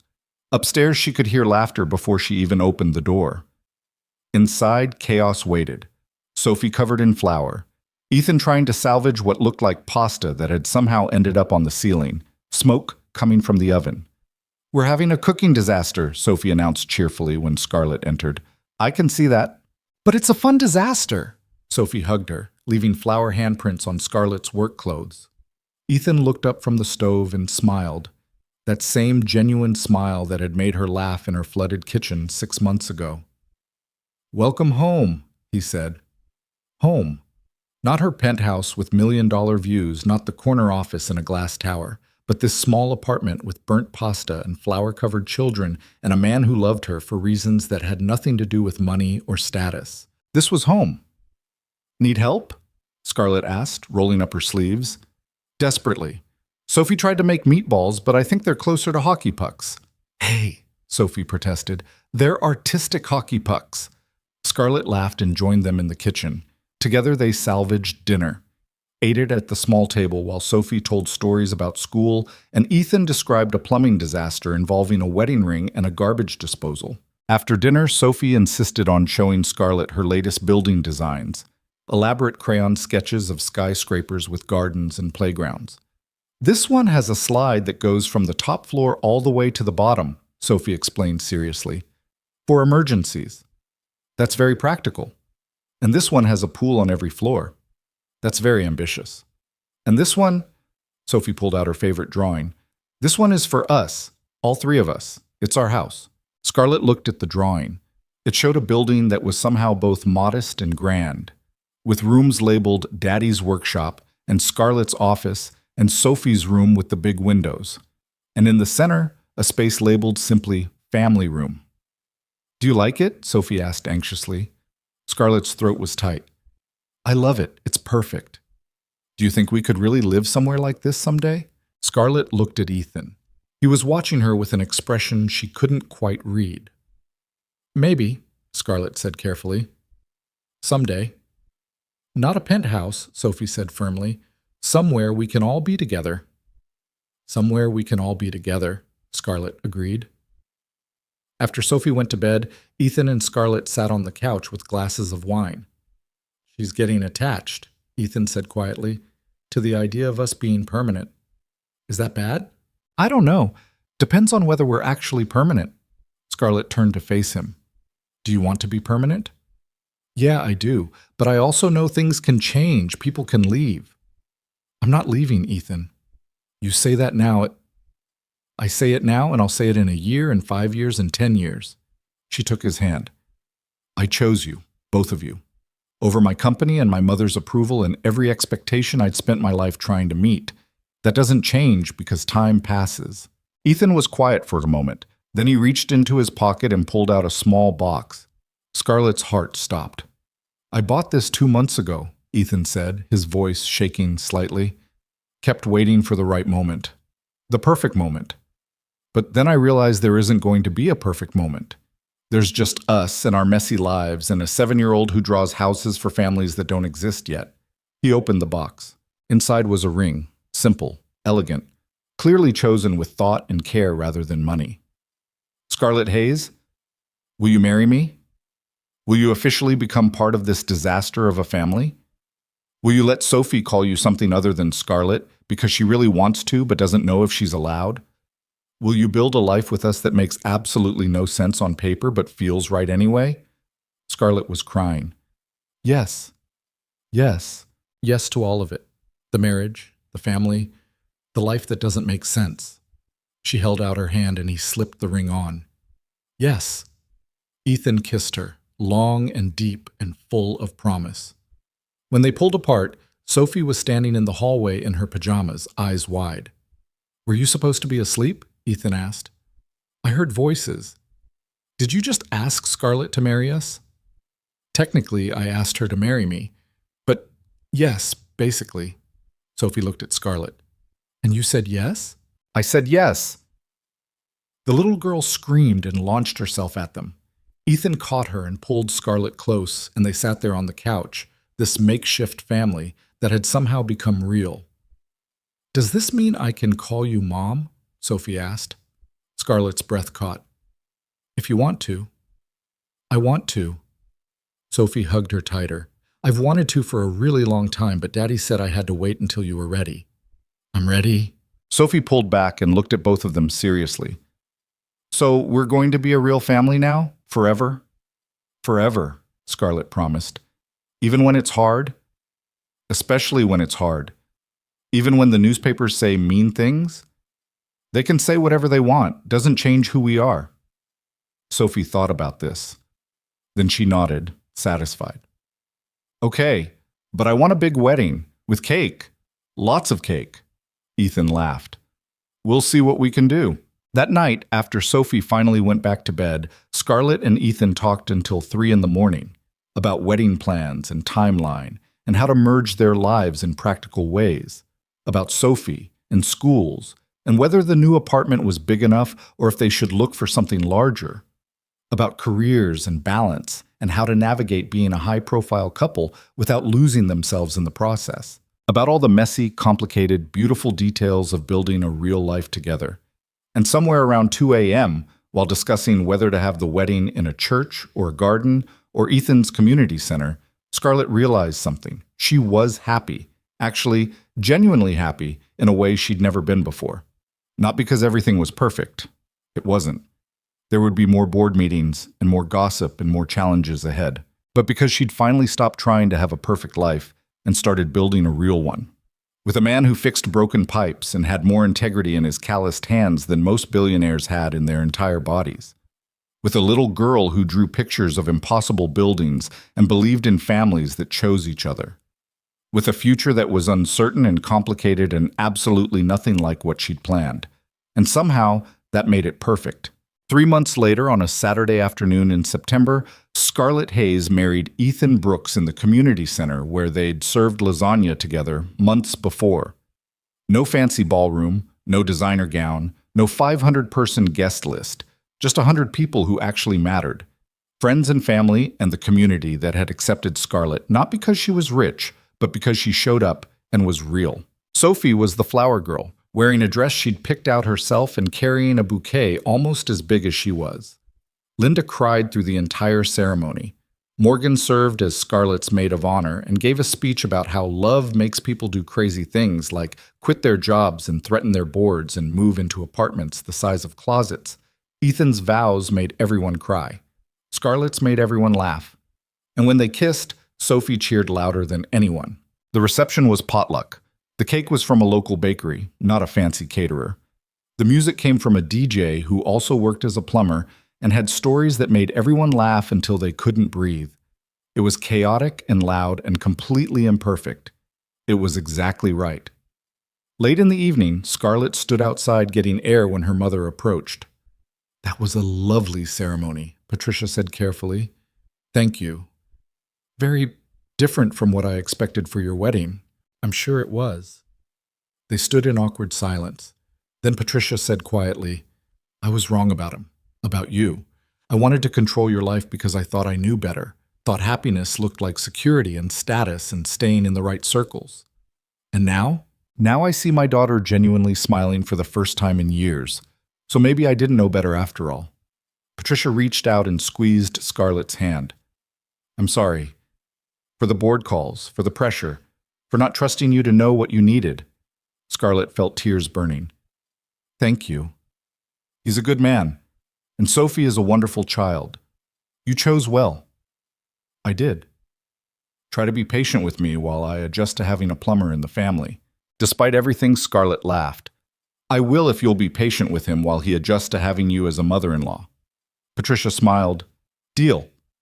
They went back inside together. The party lasted until midnight. Then people started heading home, hugging Scarlett and Ethan and Sophie, promising to get together soon. When it was finally over, the three of them sat in the empty community center surrounded by decorations and leftover cake. "We're married," Ethan said, sounding slightly stunned. "We are," Scarlett confirmed. "I'm your daughter now," Sophie added. "Officially." "Officially." Sophie yawned. "Can we go home?" Home was the new place they'd moved into last month. Bigger than Ethan's old apartment, but still modest by Scarlett's standards. A house in a good neighborhood with a yard for Sophie and a workshop for Ethan and an office for Scarlett. A place that belonged to all of them. They drove through quiet streets, Sophie falling asleep in the back seat, the Chicago skyline glittering in the distance. Inside their house, Ethan carried Sophie to bed while Scarlett kicked off her shoes and collapsed on the couch. When Ethan came back, he sat beside her and pulled her close. "How does it feel to be Mrs. Brooks?" "Hayes Brooks," Scarlett corrected. "I kept my name professionally. We discussed this." "How does it feel to be Mrs. Hayes Brooks?" "Strange. Good. Right." She looked up at him. "How does it feel to be married to a billionaire?" "Terrifying. Exciting. Like I'm living in a dream and might wake up any minute." "You're not going to wake up. Promise?" "Promise." They sat together in their living room, not expensive or fancy, just comfortable and theirs, and let the reality of what they'd done sink in. 6 months ago, Scarlett had been standing in a flooded kitchen wondering if her plumber would arrive before midnight. Now that plumber was her husband. His daughter was her daughter. His life was her life. And somehow, despite every obstacle and complication and person who'd said it wouldn't work, they'd made it. Not because it was easy, but because they'd chosen each other over and over again when it would have been simpler to quit. I love you, Scarlett said quietly. I love you too. Even though I'm terrible at cooking and forgot to pay the electric bill last week and still don't really understand sports, even though Sophie keeps trying to explain. Especially because of all that. Even though my board still gives you dirty looks at company events, and my mother still occasionally forgets your name. Your mother called me Edward at the wedding. I heard her. I know. I'm sorry. It's fine. I called her Pamela once. We're even. Scarlett laughed and buried her face in his shoulder. This was her life now. Messy and complicated and nothing like she'd planned. And she wouldn't trade it for anything. Upstairs, Sophie called out sleepily, "Mom, Dad, can someone get me water?" They looked at each other. "Did she just—" Ethan started.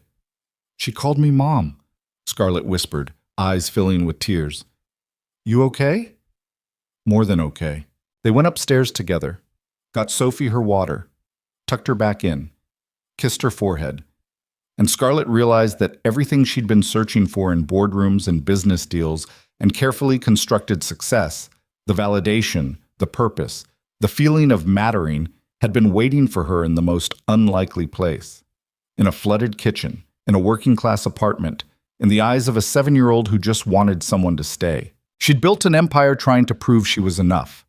But it wasn't until she met Ethan and Sophie that she understood what enough actually meant. Not perfection, not wealth, not achievement, just love.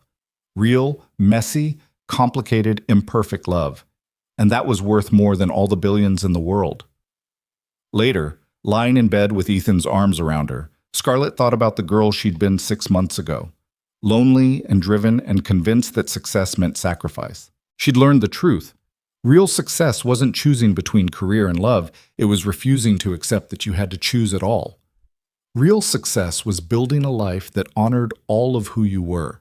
The ambitious CEO and the woman who wanted family, the billionaire, and the person who just wanted to eat burnt garlic bread and laugh with people she loved. Real success was having the courage to rewrite the rules when they didn't serve you. "What are you thinking about?" Ethan murmured. "How a broken pipe changed my entire life. Best plumbing disaster ever?" "Absolutely." "You know what's funny?" "What?"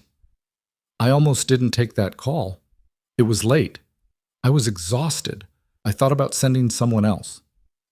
"What changed your mind?" "Dispatch said it was a penthouse in the nice part of town.